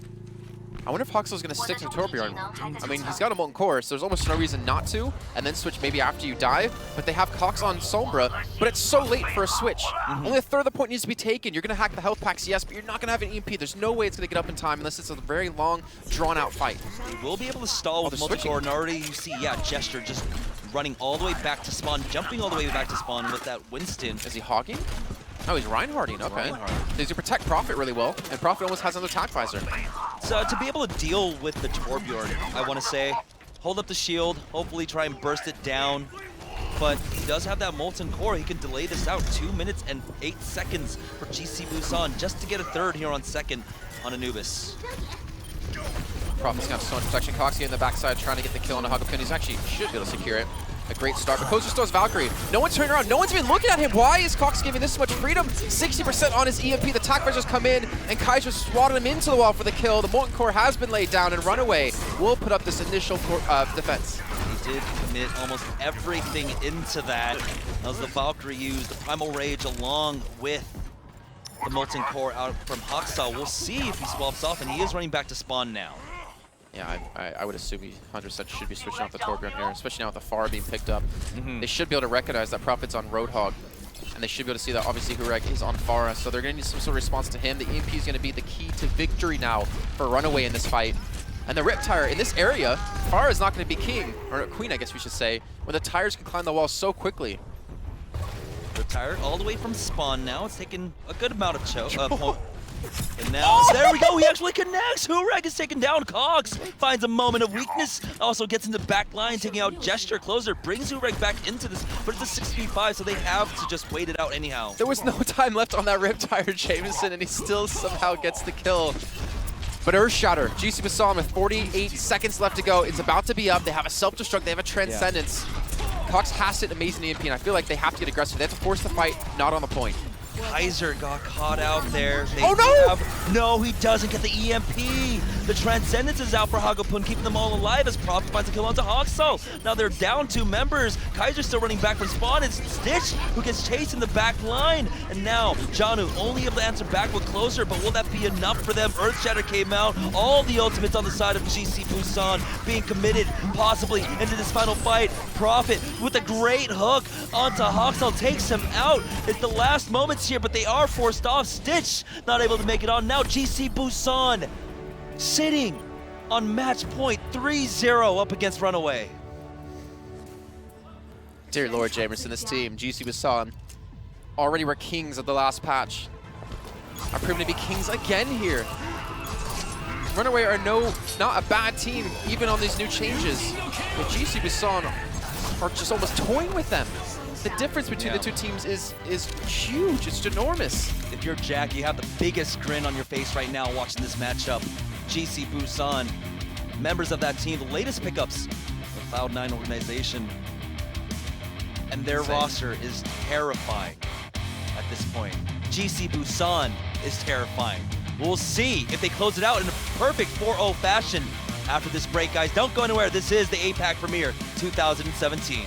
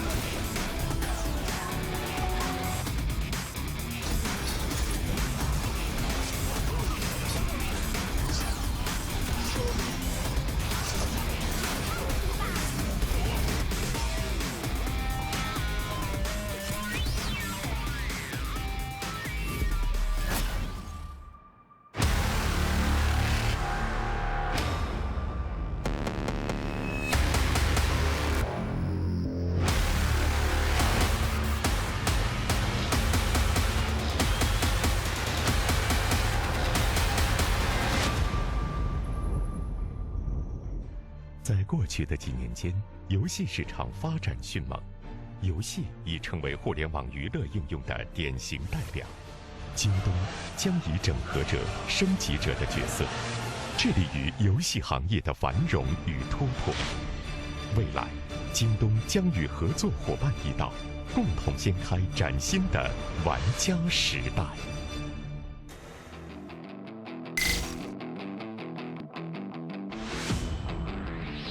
Being young is about being fearless and facing challenges. Use your youth to challenge the world, move forward, and break limits.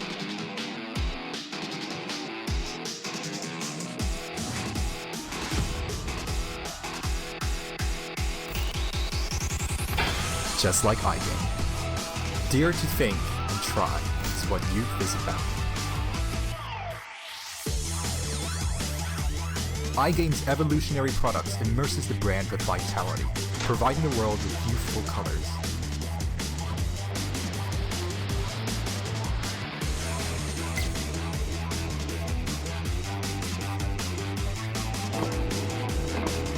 Reveal the secrets of youth. Join us and challenge the world.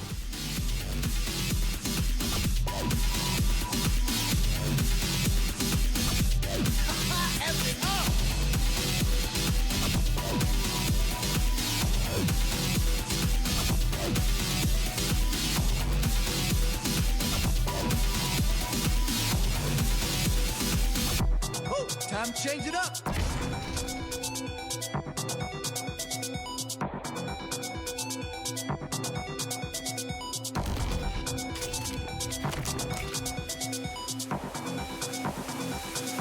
Oh, my ultimate is ready.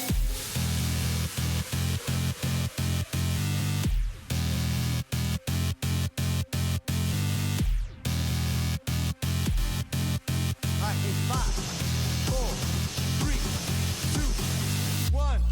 Oh, let's break it down.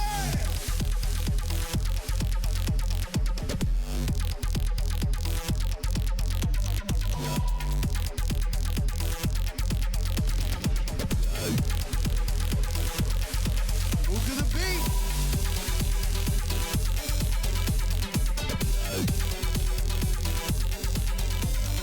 Nice one.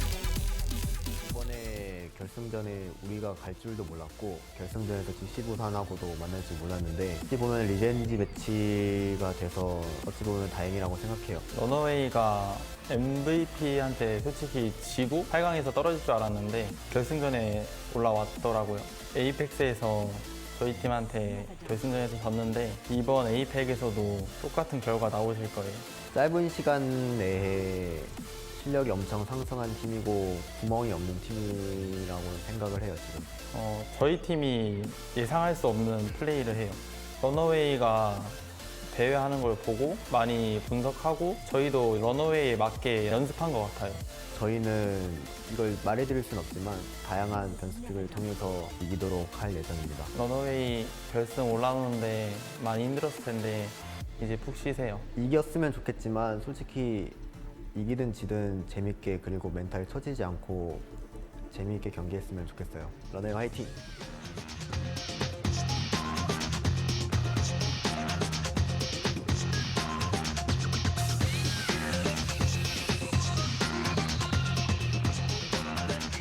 And our MVP of map number 3 on Anubis is going to go once again to Profit.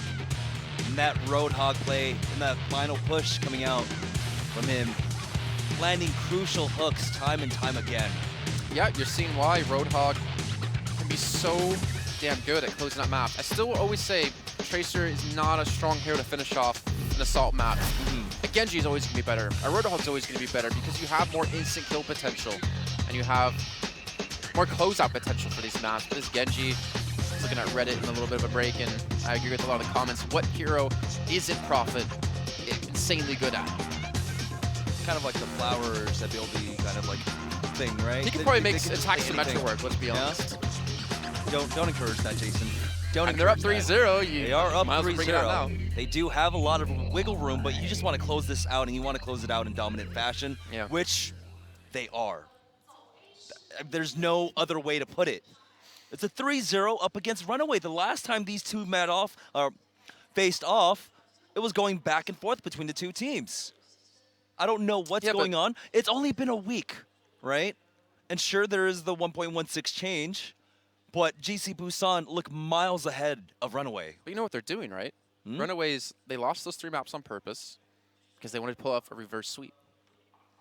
It's the reverse Runaway curse. Is what you're saying. Yeah, so they actually just want to like surprise everyone and just come back with the greatest of all time comebacks.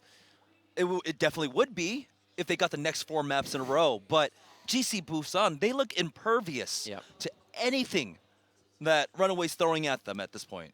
Yeah, and you know, Kaiser got to have a go against them, and I mean it was okay. Obviously they didn't win the maps, but it wasn't like, oh, Kaiser's making us lose the map. That's not even close to what it was. We saw a lot of questionable positioning, like a questionable hero picks in particular. Yeah. I still would have liked to have seen, you know, Runaway switch things up. Cox as well. You know, I don't want to point him out, but that EMP, I mean, the Transcendence was already out. The Trance was already out. You might as well just wait for it to finish and then use it, because then it's an instant kill on Zen. Yeah, really unfortunate for them. It was so close on point A. Runaway were just this close to actually getting that hold on point A, on the secondary point A, because Haksal, we saw on the Torbjorn, he had another Molten Core up, but Prophet came in once again with an amazing hook and shutting him down. He like hooked him and killed him while he was like ticking from 99 to 100. Or even like the 100 to ultimate, because obviously you tick to 100, then you have like a millisecond before you can actually use it. He killed him in that like small window. And that definitely could have been hold because he had a turret there. It was tier 2. And there was definitely a good chance that the Molten Core would have been enough to you know, defend that. But would it have lasted another 3 minutes on that defense? I don't know. It would have burned away more time. It would have. It would have burned away more time, and you need every single second, especially transitioning into second. Yeah. So we are having a swap, if you guys are wondering why we haven't jumped into game yet. It looks like TZ will be coming in for Kaiser. Hopefully for TZ and the rest of the team, they've been able to he's been able to take this time that he's had to watch these games and come up with a game plan for them. Maybe find the weakness, if there's any weakness for GC Busan. If there is any weakness at all outside of GC Busan, but Lee Zhang, King's Row, and then Anubis there. It was all pretty one-sided. Maybe Lee Zhang who went back and forth, but... Well, the worst part is I'm like looking at the scores, right? It's like 4-3, 4-3 for King's Row, Temple of Anubis. But those 4-3s like weren't close 4-3s. Those were like, yeah, we finished King's Row with 3.5 minutes left. We finished Temple of Anubis with 5 minutes left. You know? They weren't like super close 4-3s. Yeah, the score says differently, but in terms of time banks, it was night and day. But moving on to the next map, Jamerson, like this has to be the start to the comeback that Runaway fans that we want to see. I want to have a very close grand finals here. You know, obviously it's amazing to see GC Busan come into this tournament and drop nothing. We're fans of both teams. We're fans of... But we're more fans of close games. Close games. Close grand finals. And close grand finals. Right now, GC Busan, they're the runaway train. They're the ones that are just barreling towards a second championship in as many weeks. Yeah. Let's just get another premier tournament for next week, so go 3 for 3. Let's go. So we are going to Route 66 as potentially our final map here of all of APAC 2017. It's been a pleasure casting this entire tournament. It's been a pleasure seeing a lot of teams that we don't normally get to cast, and you get to see how teams are playing on the new map, Junkertown, and the new patch. It looks like no Junkertown going to be here for today. Yeah, it's going to be Route 66. Once again, Runaway's pick against GC Busan. This is one of those maps where you can try to run like triple tank yourselves, or just go for the traditional 2-2 dive. Widowmaker on the offense we see often also. This is going to be, I think, the soldier will reign supreme on first point defense. Yeah. Who can play the soldier well? Baiting in the team. I think TZ won't get baited in if they're on the initial attack, but you play the soldier really far away on top of big girls, and they have to close that distance. And without Lucio, it's hard. But it also gives you a lot of free range to do some damage as they do cross, but also gives your Mercy a way out. Now, and Runaway's not even going for a soldier, so kind of wasted that whole rant. The fourth map now between GC Busan and Runaway, as already Cox starting it off. Once again, taking out Hurek, forcing out the res. Map number 4. Will it come down to this? Will GC Busan close out the perfect series as Cox with the charge shot? Profit. He's not going to get res off of this one. Well, Sitch is going to go down, forcing the res out of bumper. Actually, a lot of low HP targets inside of Runaway. Oh, Cox! Hurek going down for the second time, I want to say, to the Zenyatta. And Cox wants to make up for Temple of Anubis right now. I think he's hearing everyone talk about him in the EMP heard around the world. But so far, his Orbs of Destruction have been heard around the world, and definitely ringing in the ears of Hurek. I mean, look at this. Look at their damage amp you too. They're like, yeah, Cox, I'm going to damage amp you because you're doing some serious work. Let me just feed off your damage for an ultimate. Yeah, that's why he's 40% ahead of Hagapun at this point. Hagapun only sitting at 62 now. Okay, 30. Math isn't my strong suit, Jason. Now, they're going to approach in from the left-hand side's cave as the blade is out for Haxel. He gets flashed up, but he's still after this cowboy. Will complete that blast dash to get rid of him.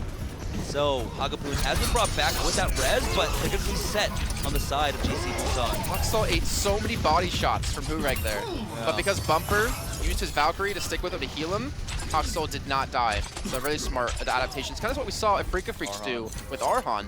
IDK sticking to him with the blue beam or the yellow beam, depending on what the situation did call for. But the Deadeye could be coming big out of both these two teams. The Transcendence is going to do nothing about this. And not to mention, Closer's going to have a Valkyrie advantage. Gesture forced to get that res now as TZ coming in with that Primal Rage. He's going to force the D-Mac out now as Wu Yao dropping real low. He's got the pocket of the Mercy, but he will ultimately fall. Nice pulse bomb stick coming out from Profit here as both teams are trying to res back into this, but Runaway, they've lost 2 members now as the Transcendence is used by Cox just to try and fight back into this, but the tank line is falling on the side of Runaway. Hurek, you should be able to get this kill on a TZ. There you go. Just kind of makes him go back into his bubble, back into his grave. As now with a self-destruct, Wu Yao, we haven't really said his name often. You know, Area was all over the kill feed, but Wu Yao, I guess, just playing, really consistent, really solid for his team. Hagapyeon gonna kill Cox, as Cox is behind him. I don't know why Bumper and Cox were actually completely rotated around. Runaway now supportless, and Haxel with no HP. There's no way they can contest this successfully. They do jump onto the point for now, but TZ instantly gets bursted down. Even Stitch shut down with that Deadeye. Wu Yao finishes him off. So now they're just trying to stall as long as they can. There's still a minute left on the clock for GC Busan as they capture out first. Looked relatively easy for this team. Runaway is going to have a blade out of Haxel. Hagapyeon's going to have a Transcendence to respawn with, so somehow can Runaway bait this out. Stitch switch over to McCree instead of... Or sorry, switch over to the Soldier instead of the McCree. So it has the range to play with here, but the Deadeye can be so deadly. If Hurek could get in a good position towards Cave, maybe. I think he can easily get like a quick 2-3K. Ureg dropped low once again, but he does have his healers to keep him safe for now. There's Runaway. They've got 4 ultimates to work with, but there's only the 3 on the side of GC Busan as Cox is forced to use that Transcendent. Tizzy has gone down, self-destruct fuse, and Ureg now able to connect with that Deadeye onto Stitch as the Valkyrie is going to be used by the side of Runaway here. Played out from Hoxel, now he picks up the kill onto Ureg as Runaway are fighting back into this. They're fighting, and Koza gets the res on a Ureg, and Ureg's gonna look for some work. Koza's actually behind all of Runaway. Sorry, over towards the side of GC Busan where they came in from, resing the people who have fallen, and Ureg comes back and gets a quick 2K, making those res completely worth it, and the payload should continue to push now. Payload turning the bend here. This Stitch had to reset himself. It looked like he might have been behind enemy lines. No, never mind. I think he actually helix shocked himself, because I think Prophet was actually pushed up, being a nuisance there. Okay. Well, someone was pushed up. That's going to be unfortunate, because you don't use the res on him, but you need him back to fight. Janu goes into the lane, and his mech is already at about 10% HP. He's going to get D-mech. Now, Dive comes out, but Ureg instantly catches a TZ. Falls to that flashbang headshot combo. As Stitch is trying his best to be a nuisance with his Tracer, but he will ultimately fall to his counterpart now, and Runaway. This is looking like King's Row all over again. Jameson, there's not miscommunication, but the dive out of Runaway is not clean. 3 people dive Ureg at different times, and he still nets himself 1 kill on a TZ. That should not happen. 3 of you should dive at the same time, kill him, and turn it into more kills. And with them diving in, Prophet's like, all right, well, free damage for me. No one's going to pressure me, and he gets a lot of damage done and a lot of kills. Runaway are not looking like the team we saw last week. They're not looking like the team we saw throughout this entire week in matches. Hoxel with the blade almost ready to go, but again, Hogwarts has a Transcendence ready to respawn. Yeah, and GC Busan, they're not looking like the team we saw last week. They're looking better right now, as already they picked up 2 kills. It wasn't Raz onto Tizzy, but there's another Deadeye. Ureg connect. Bumper has fallen. And that's going to be a major kill. Because Ureg can get res right back up. Koja's still alive. Subshock being thrown down. Gesture gets the kill on a Cox. We're seeing the Reinhardt pick up out of Gesture, who's already at 85% on his Earth Shudder. Wuhyal has tons of energy, and he's at 94% on his Graviton. This can be the final nail in the coffin. They can finish with easily a minute remaining. There's very little on the side of Runaway to try and counter this. Wuhyal still high charge right now. Great barriers coming out. The Graviton, he's holding on to it as the blade comes out from Hoxel, but now he's stuck in the grab, trying his best to deflect, but 2 kills have already gone over. Bumper comes in with the double res as Jano tries to fight back, but Closer is able to bring Ureg back into this, and now we do have Prophet just darting in and out, but TZ with the Primal Rage, he's gonna go for the back cap. Someone needs to get out the point now, and it will be the Primal Rage Winston, but still, he's running out of HP. Prophet still in this as Janu falls once again. Prophet sitting alive with 40 HP until he can be healed back up and still be a presence, still be a nuisance, and he's killed Cox. He's looking for a bumper. He gets the kill on him too. Hoxel's finally able to respawn, but another postmortem ready for Prophet. He can easily throw this one back in. The payload is on the cusp of finishing this map, and Runaway are losing men. Runaway are losing men as another Graviton Surge comes out from Wuhyal here as they are cleaning up the members of Runaway. 1 minute and 4 seconds. That's how much time GC Busan have after their offense. Now Runaway are left reeling. I'm reeling right now. This is blowing my mind how dominant GC Busan look in this series. Prophet. Dear Lord. Like, his Tracer to survive with 4 HP for such a long time says 2 things. It says Runaway aren't able to finish off targets that they're focusing down, and that he can be so slippery and knows his surroundings so well that he can still be aggressive and still look to push the payload, push the objective with that HP. Prophet is an absolute madman. He is just picking apart the members. It looks like he's just invisible for the most part. No one is even paying attention to him.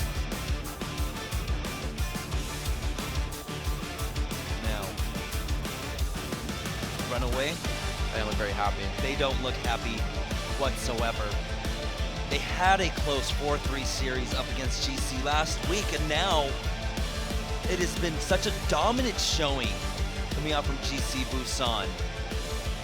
Runaway, they were talking about it in their intro videos.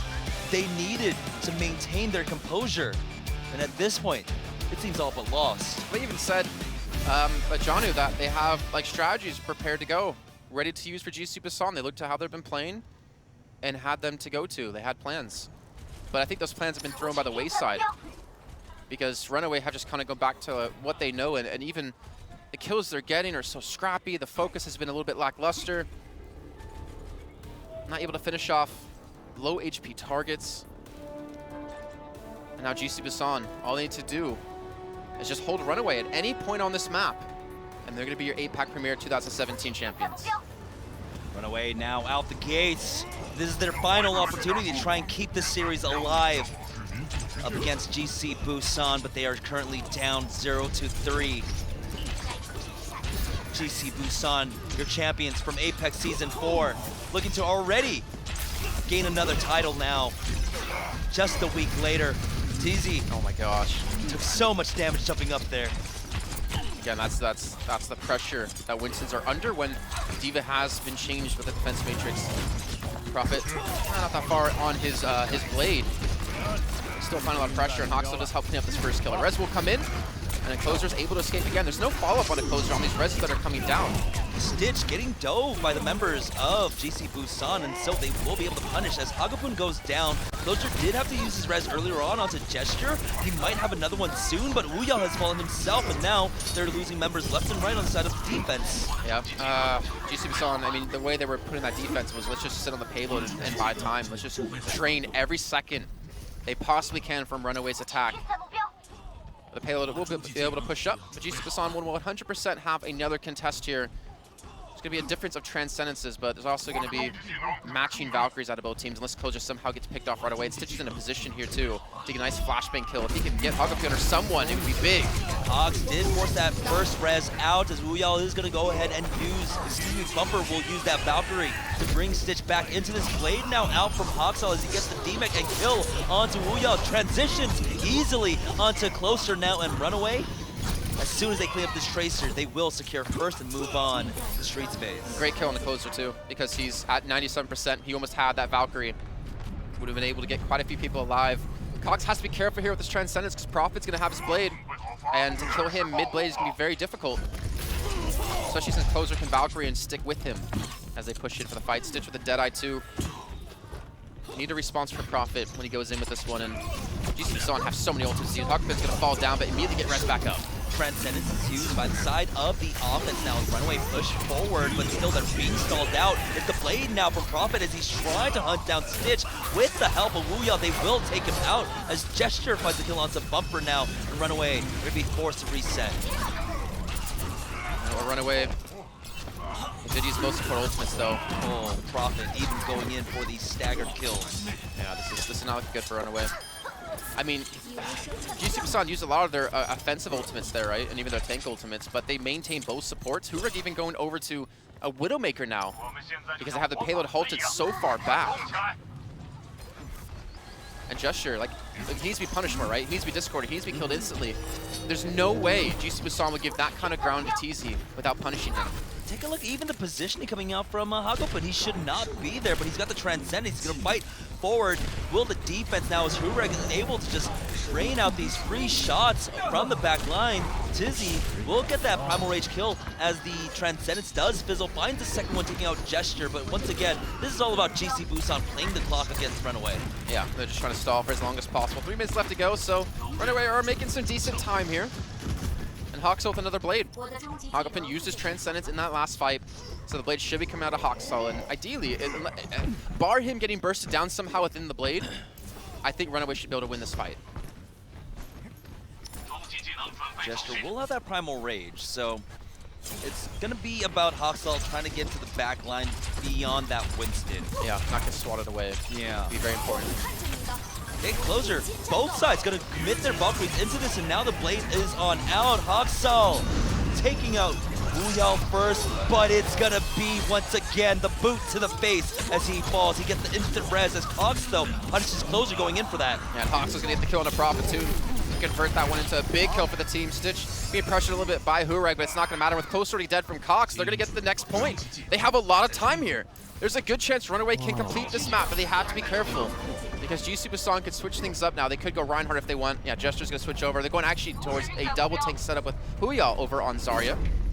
So maybe that's why we saw Huyao come in. Maybe they wanted to play more Zarya and Prophet. They wanted to leave him on Genji, not have to force him to go to the Zarya play. But with him having a blade up, Cox needs to respond with his own Transcendence. Yes, this is going to be a very important fight here. They needed to reestablish their defense on the side of GC Busan now.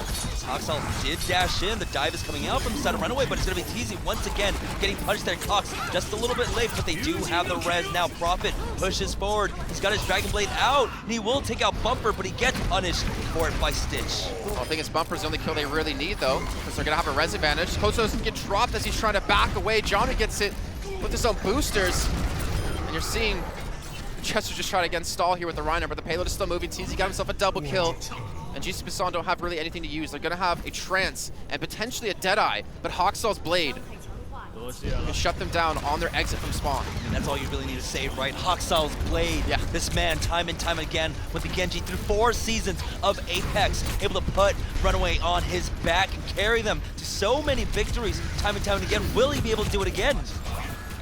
Well, Deadeye for Hurek, looking for an opportunity to use it. And he's going to pop this one down. It's going to be hard to get a kill here. The Reflex is going to be in there, and that should be an escape out of him. Oh, wait, what? How? How did he just get that kill? It's easy.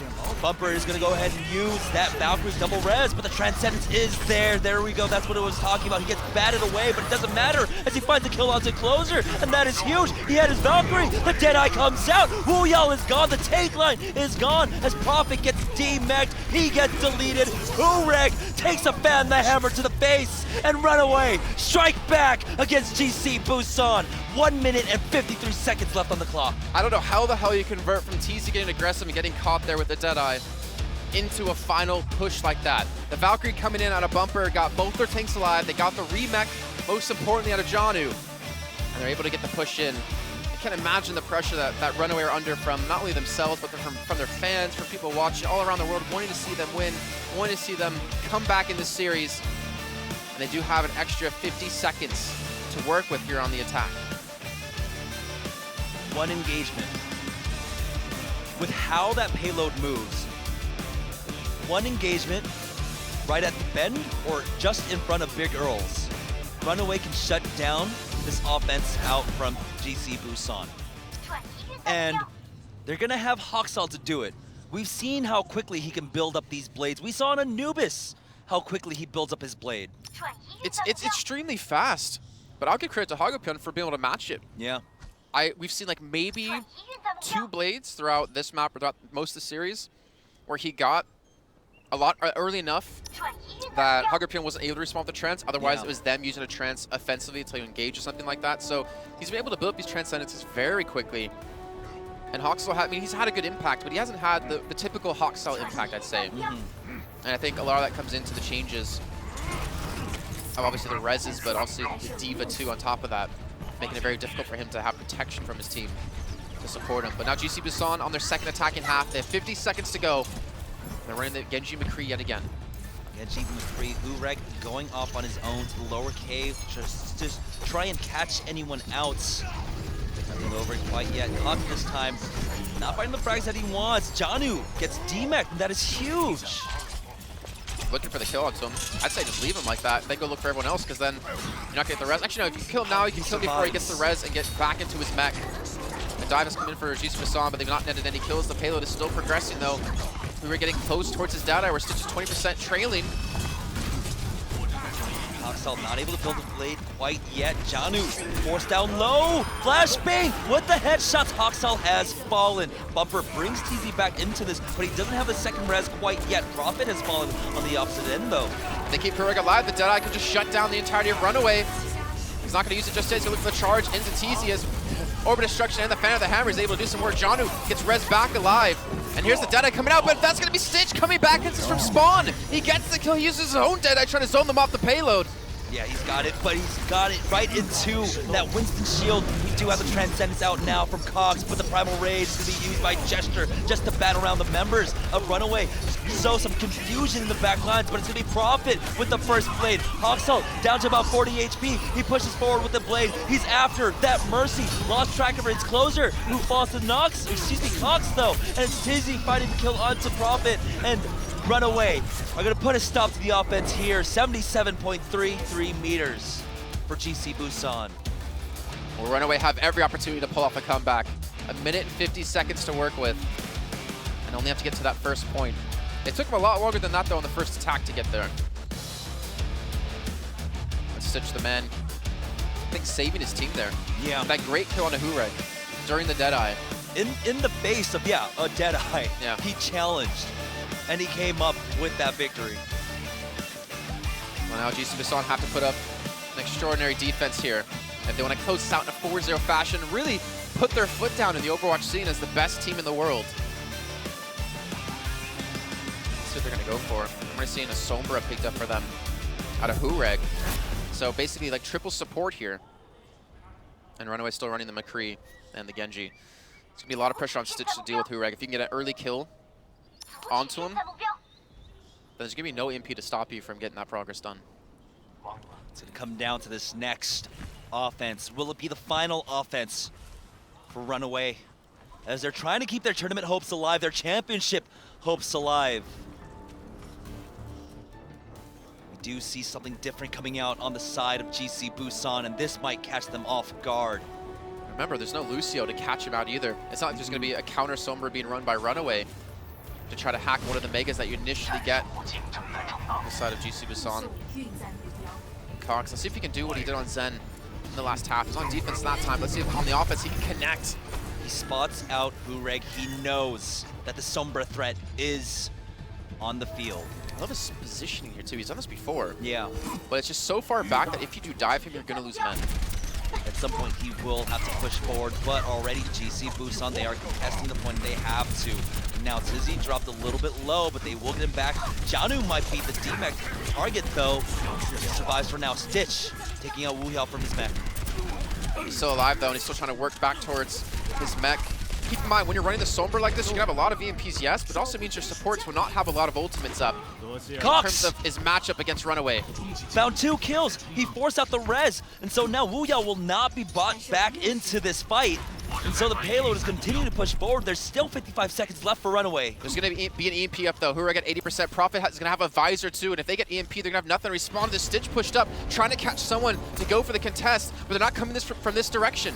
They are not. They are onto the payload now. They are contesting. 40 seconds left here as Profit. He is working his way up towards that tactical visor. They have to be careful. Hureg, he's got the EMP, and he throws it down. But already we have that Transcendence being used by Cox to keep them alive. Bumper bringing Stitch back into this. It's a full 6v6 right now as Closer gets his Valkyrie, and he will instantly pop it. Cox has fallen. Does Bumper have another res? Oxal with the blade takes out Hagapun as Gesture has fallen. Got res back into this. Oxal with the second kill with that blade, and now he's transitioned onto that Mercy, and it looks like Runaway might have just done it as they clean up this final kill. It is just Closer here to try and contest, but Runaway keep this tournament going. We're going to map number 5. Again, Stitch did it. Stitch won in that fight. He got a kill on a Profit, and right when he started to use that tactical visor, forced the res onto him, and prevented Profit from comboing with the EMP to pick up some ridiculous kills. Stitch really coming up clutch for the team when they needed it. And a great kill on a Wu Yao, too, to not allow him to go for a remake. Even escapes with a nice little dash behind the rock. The Runaway, they won't go out without at least something to say here as they finally secure that map and take it to our 5th of the series.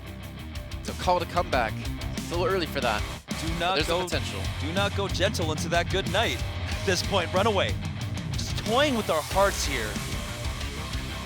I don't know if my heart can take it, Jason.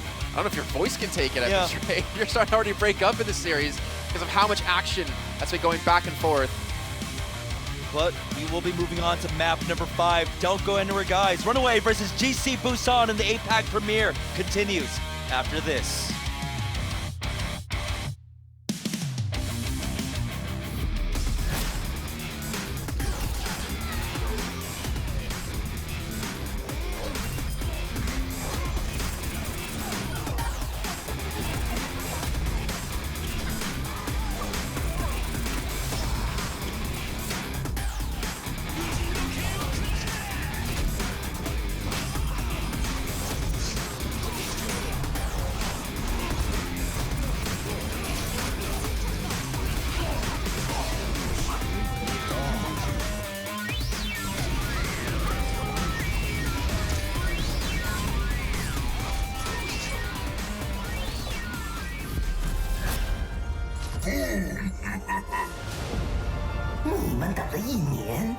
这我知道，我可不会轻易死掉，你也别被吓跑。午夜降临古堡，狂风无情呼号，我弗兰狂斯鼠博士也在等你们来到。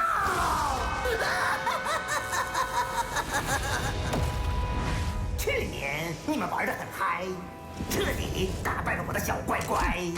可我也学得很快哦，有更多的惊喜等你们到来，真可怕！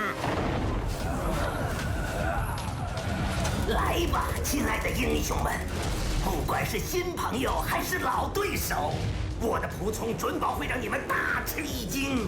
想不想躲在墙角瑟瑟发抖？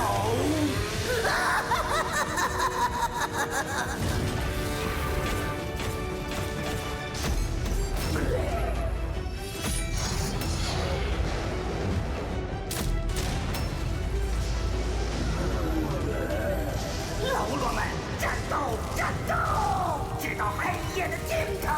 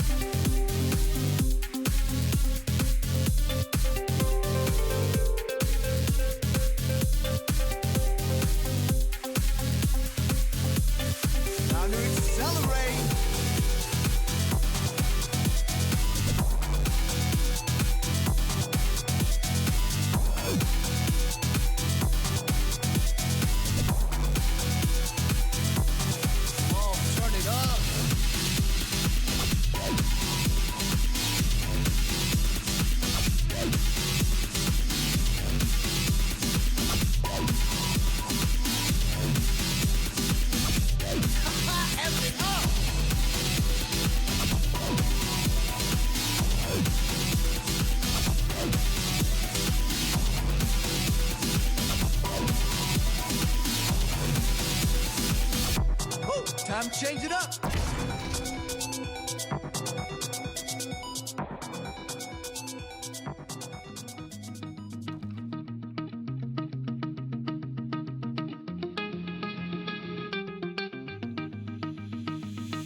Shoulda, coulda, woulda, but it's too late. Shouldn't catch feelings on the first date. Oh, 0 to 100, no first base. Ended up with coffee back at your place.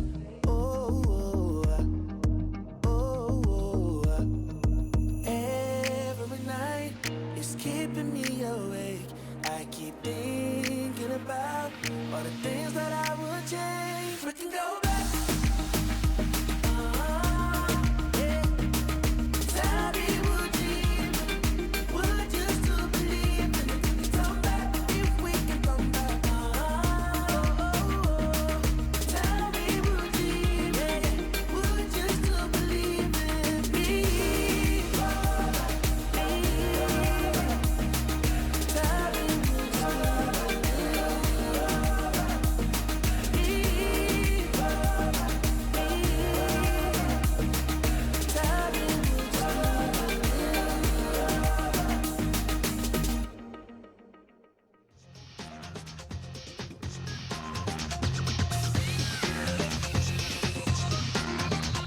And the MVP of map number 4 is going to be Cox. And he was the man that started off. And again, on that final offense for Runaway. And picked up 2 kills. Offense and defense. Offense and defense, yeah. Picking up some ridiculous plays. I mean, he got, I think, 4 of the first kills? In their attacking half and defending half, he got the 2 initial frags each time. Over and over again. There, even staying so far back away from that EMP that came out from Hagokun with that transcendence to keep his team fighting into that. Cox I mean, he's been such a force to be reckoned with on that Zenyatta throughout this entire series. The number of times that he ends up with the first kill in a lot of these fights. It's pretty ridiculous. Yeah. And I think in Route 66, he made up for that slight mistake with Sombra on top of Anubis. Then again, I don't know if that would have changed the outcome of that map, but he stepped up here. Him and Stitch together, I think, have done quite a bit of work in this series, in this last map alone. Nepal, that's our next map. Nepal is going to be our next map. That was GC Busan's pick. That's how they started off APAC Season 4. The grand final match up against Runaway, and they beat them 2-1. So, this is where it started. Is this where it will end? We've already had one control, Lijiang Tower. And that was 2-1 for GC Busan 2, considering Runaway had a 100-0 start on Garden. This can be tough, but this is Runaway's chance to start fighting back in this series, to just live true to Runaway fighting as their slogan. And I think we're going to see some more Pharah. I want to see Hoxall. I want to see again. Some more Hoxall Pharah as well. And so now as we load up onto map number 5 between GC Busan and Runaway, cheers ring out. Someone just scored a goal. Yeah. Well, here we go, Jamerson. It comes down to this. It's not the final map of the series, but this is Runaway's start to pulling the series back. Being down 3-0, now need 3 straight after winning Route 66. Can they get started off on Village?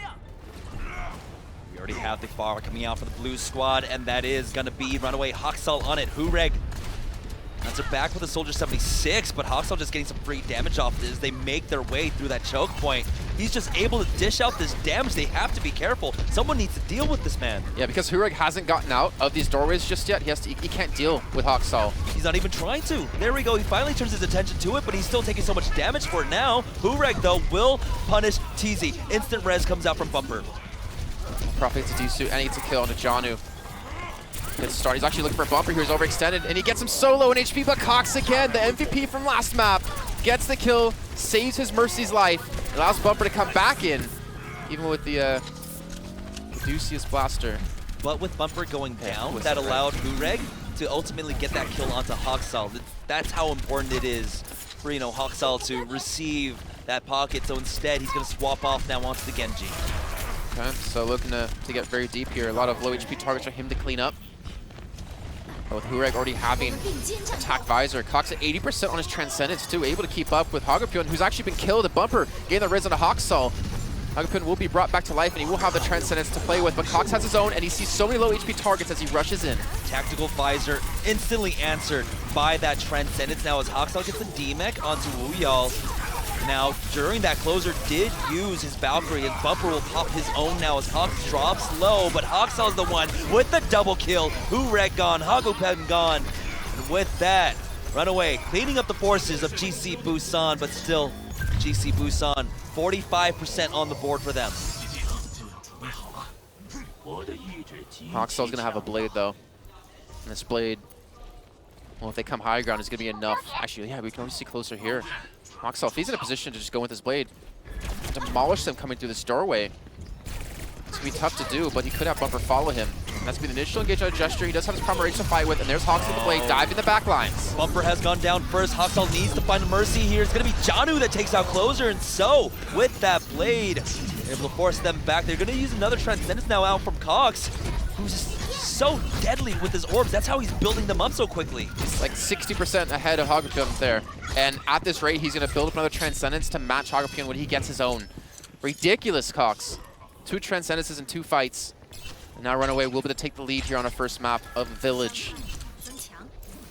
Wuyal gonna reset himself on that D.Va, get that mech back, but that's gonna delay them another 10 seconds. So he has to run back to join his team. Someone is contesting the point. It's probably Prophet at this point, as Hureg now onto the high ground. Stitch trying to take this 1v1 up against Prophet. Trying to keep him back.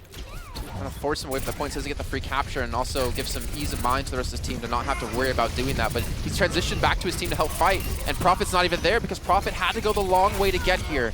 Runaway, a smart engagement out of them. Hureg has fallen. They are trying to like build the space for him to get that res out from closer. They've lost Janu and Bumper on the side of Runaway, but no, Hoxel, he's got the blade. Will he find anything with it? One kill onto Wuyao. He still needs to take out closer, who does have that Valkyrie to use. They're up to 88% though, so GC Busan, the pressure's on them. They have a Transcendent, they have a Valkyrie. The Valkyrie has now been popped with the Transcendent, so a major misstep out of GC Busan stacking their support ultimates, but Closer can use the damage amp the entire time during the trance, and Cox is about to have his own Transcendence up. Bumper though, very low, and Bumper will be dropped. Cox is still going to commit into this. They're doubling down now with that Transcendence out, but they are forcing back Hureg. Janu trying his best to focus him down, but it's Prophet in the back line that takes out Cox. Now Hoxel tries his best to fight back, but his efforts undone by that resurrection as Hureg will clean up the Diva, and they'll flip over the point in overtime. But Hoxel almost has another blade, and he's way ahead of Hagapyeon. There's ideally the way they pull this off is Hoxel gets that blade and gets the engagement. If I was Runaway, I would almost like go through main, get straight to point, make them drop onto you, where Hoxel's blade is going to do some serious damage. It also allows Bumper to play really far from the backhand side to stay alive towards the right-hand part of the point. Closer, 50% away from a Valkyrie. He's not going to have the double res. That's a great stick, but Bumper should be back in time for the res, but no, he falls to Wuyao. That burst damage coming out from the Diva as a self-destruct will be used to get the remech back in, but it's still a stitch in the back line. Hagapyeon has fallen. But Hoxel didn't use his blade when he got stuck, so very smart by him to cut back in this one. Hagapyeon, though, he has his Transcendence up to the window that Runaway had to fight with is disappearing. It's completely gone, and not to mention they just lost 2 people. 88%, they have 10 seconds left to get back to this point to even throw it into overtime, let alone win this fight. Be a mad dash coming out from the side of Runaway here. 94%, 95% as Tizzy makes his way onto the point. He is contesting now. We are in overtime, halfway there to capturing the point, but still Prophet has to back away. It's the blade now coming out, but like you said, there is the Transcendence. Hoxel dropping low, but he's got the pocket of the Mercy. The blade not getting anything. Gesture punishing Bumper, and now they don't have the res. They don't have the HP on the side of Runaway here as Prophet picks up the kill onto Janu.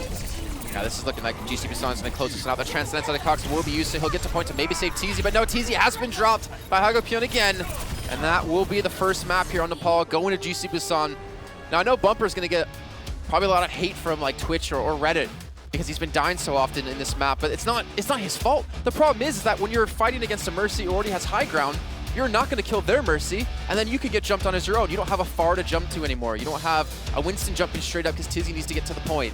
He's getting caught off because of the great response out of GC Busan to force the fight, knowing they have the higher ground advantage. Ooh, y'all. We speculated why Ariel might be coming in, stepping in as that flex tank role. Ooh, y'all hasn't missed a step himself with this Diva. Not at all. And he also has a little bit of flexibility that we haven't seen out of Ariel when he played Zarya. Now Prophet on the Junkrat Stitch. Not running Junkrat this time, funny enough, on Sanctum. Giving running the Soldier instead, so looking to play very far back. But they also have the Hog on the side of GC Busan, so no shields are going to stay alive, and the threat of being hooked in is very deadly. Throws in a mine there to get some chip damage off. Does Prophet. Will this be the final point between GC Busan and Runaway? We are loaded on to Sanctum. Point about to unlock in 2 more seconds. Noxel has to be very careful how he goes for these engagements too. Prophet can easily be the man to shut him down. Gesture's looking for hooks. Oh, he gets one. That's a big one on a Stitch. Stitch has gone down. Bumper, will he go for that res? He has to be careful because the Hog is sitting on the body, but still Runaway at that time forced them off long enough to actually cap the point first, but they are losing bodies now. The position that he's holding here too, if he's hitting these hooks, could just drag them off the point for some quick and easy kills. The blade's gonna come in, the Transcendence is not there, and Hoxel has a chance to make some work happen. Gets a reflect on the Prophet, but no kills are done. Yeah, the bounce coming out from that grenade just wasn't there. It hit the stairs as Hoxel is trying his best to contest this for as long as possible, but the whole Hog will be used by Gesture just to force him off. And with that 24%, excuse me, secured by Runaway. So pushing through this doorway is going to be so tough when you have a Soldier, a Junkrat, and a Roadhog here. Soldier's going to play a little bit far back. They can't come out and contest them right away. They have to go the other hand. Yeah, they have to go the other side just like this. Maybe rotate around the back side of them because they don't have the damage. TZ jumping directly into Gesture. They will get the kill with the help of Janu, but but the Riptire's out. The Riptire is out, and he just completely bypasses that Winston. Will get the DMEC onto Janu, and so that's going to allow Hurek to push forward with a tactical visor. And Wu Yao gets the kill onto Stitch. Now the Primal Rage is going to be committed by TZ here just to disrupt Hurek, but that's so much being used. As Prophet picks up a triple kill, that's going to be a 4th for him now. They don't have a response to him. I don't want to see the Winston. Winston's going to get destroyed by the Junkrat. He's going to get destroyed by the Roadhog and the D.Va. Maybe the inflexibility of TZ on Winston might be the downfall of Runaway on Nepal here. Hoxel does have the Blade, but he has so much to compete against. The upside for him, though, no Transcendence. He doesn't have to worry about Hagopyeon here. He just has to somehow close the gap. But the way GC Busan are playing, they're so spread out, they're making it hard for him to convert to any more kills. Hoxel once again started off. Prophet has gone down now as we do have Runaway pushing forward. It's the deflect now. Hoxel with the Blade. Caught the Mercy in the corner, but she is able to escape. Gesture falls as Tizzy lands right on top of him. Prophet making his way back onto the point as the res comes out. But Hoxel, he's got the dash resets. He finds the kill onto Hagopyeon, and with Stitch coming in, Gesture falls once more. He's going to die a 3rd time now. As the point still not flipped quite yet, but once again, it's Hoxel dash resetting all across the field. Yeah, just trying to stall. The Valkyrie is already used anyways. Might as well use it to res the people on the point just to build some extra percent. And now Runaway, you basically have one loss of a fight separating you between the next map here in Nepal and another L in the column against GC Busan. The pressure is on. There's almost no margin of error for Runaway here. 40% on the board as it ticks up for them. It is being contested as the self-destruct comes out. It's going to be Prophet that connects with the mine onto Bumper, and that is huge. Here comes a Riptire. Stitch is gone. 3 members are down on the side of Runaway now as Hoxel with another Blade is trying his best, but that's going to be a Hog that does have the damage mitigation. That's all he's going to get, but still, he did force them off the point. He's buying time for Runaway. 61% counting gestures, looking for a hook on a Hoxel who just baits it out. The whole hog is up for him to knock them back. As a point, I don't know, Runaway have given up so much ground on this. They're using the Transcendence to try to somehow stay alive at the point to build up extra percent. The hook again gonna miss. Self-destruct doesn't connect onto anyone. It's gonna be Wu Yao that gets punished for sending it out. Janu with the micro-missile kills, but now Janu, he is demexed. He is destroyed. Hagopyeon takes him out as Closure comes in, bringing Wu Yao back into this whole hog. An assist comes in as he gets booped onto the point now. 92%, 93%. Runaway might have just lost. This is GC Busan. Riptire coming in, and GC Busan will take their 2nd championship in 2 weeks, winning out APAC Premier 2017 up against Runaway.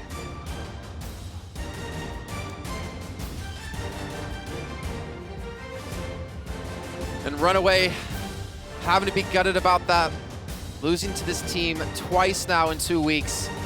But everyone has to be honest, GC Busan looked flawless. They did drop 1 map in the grand finals, but even then, Runaway had to fight tooth and nail to even take that map. GC Busan, easily the best team in the world, and they've proven how quickly they can adapt when a new patch comes out. When a new meta comes around, they're ready to go. And Closer on that Mercy, really showing what you can do with her, really showing her mobility, and showing what you can make a team do against you if you can escape. 2-time champions in 2 weeks, Jason. That's nearly unheard of. But GC Busan, they've adjusted quickly to this new patch. Ariel being brought in to play that diva role for them. Wu Yao reprising his role as that flex tank and having an immediate impact there. And there you have it, your champions of APAC 2017. It is GC Busan.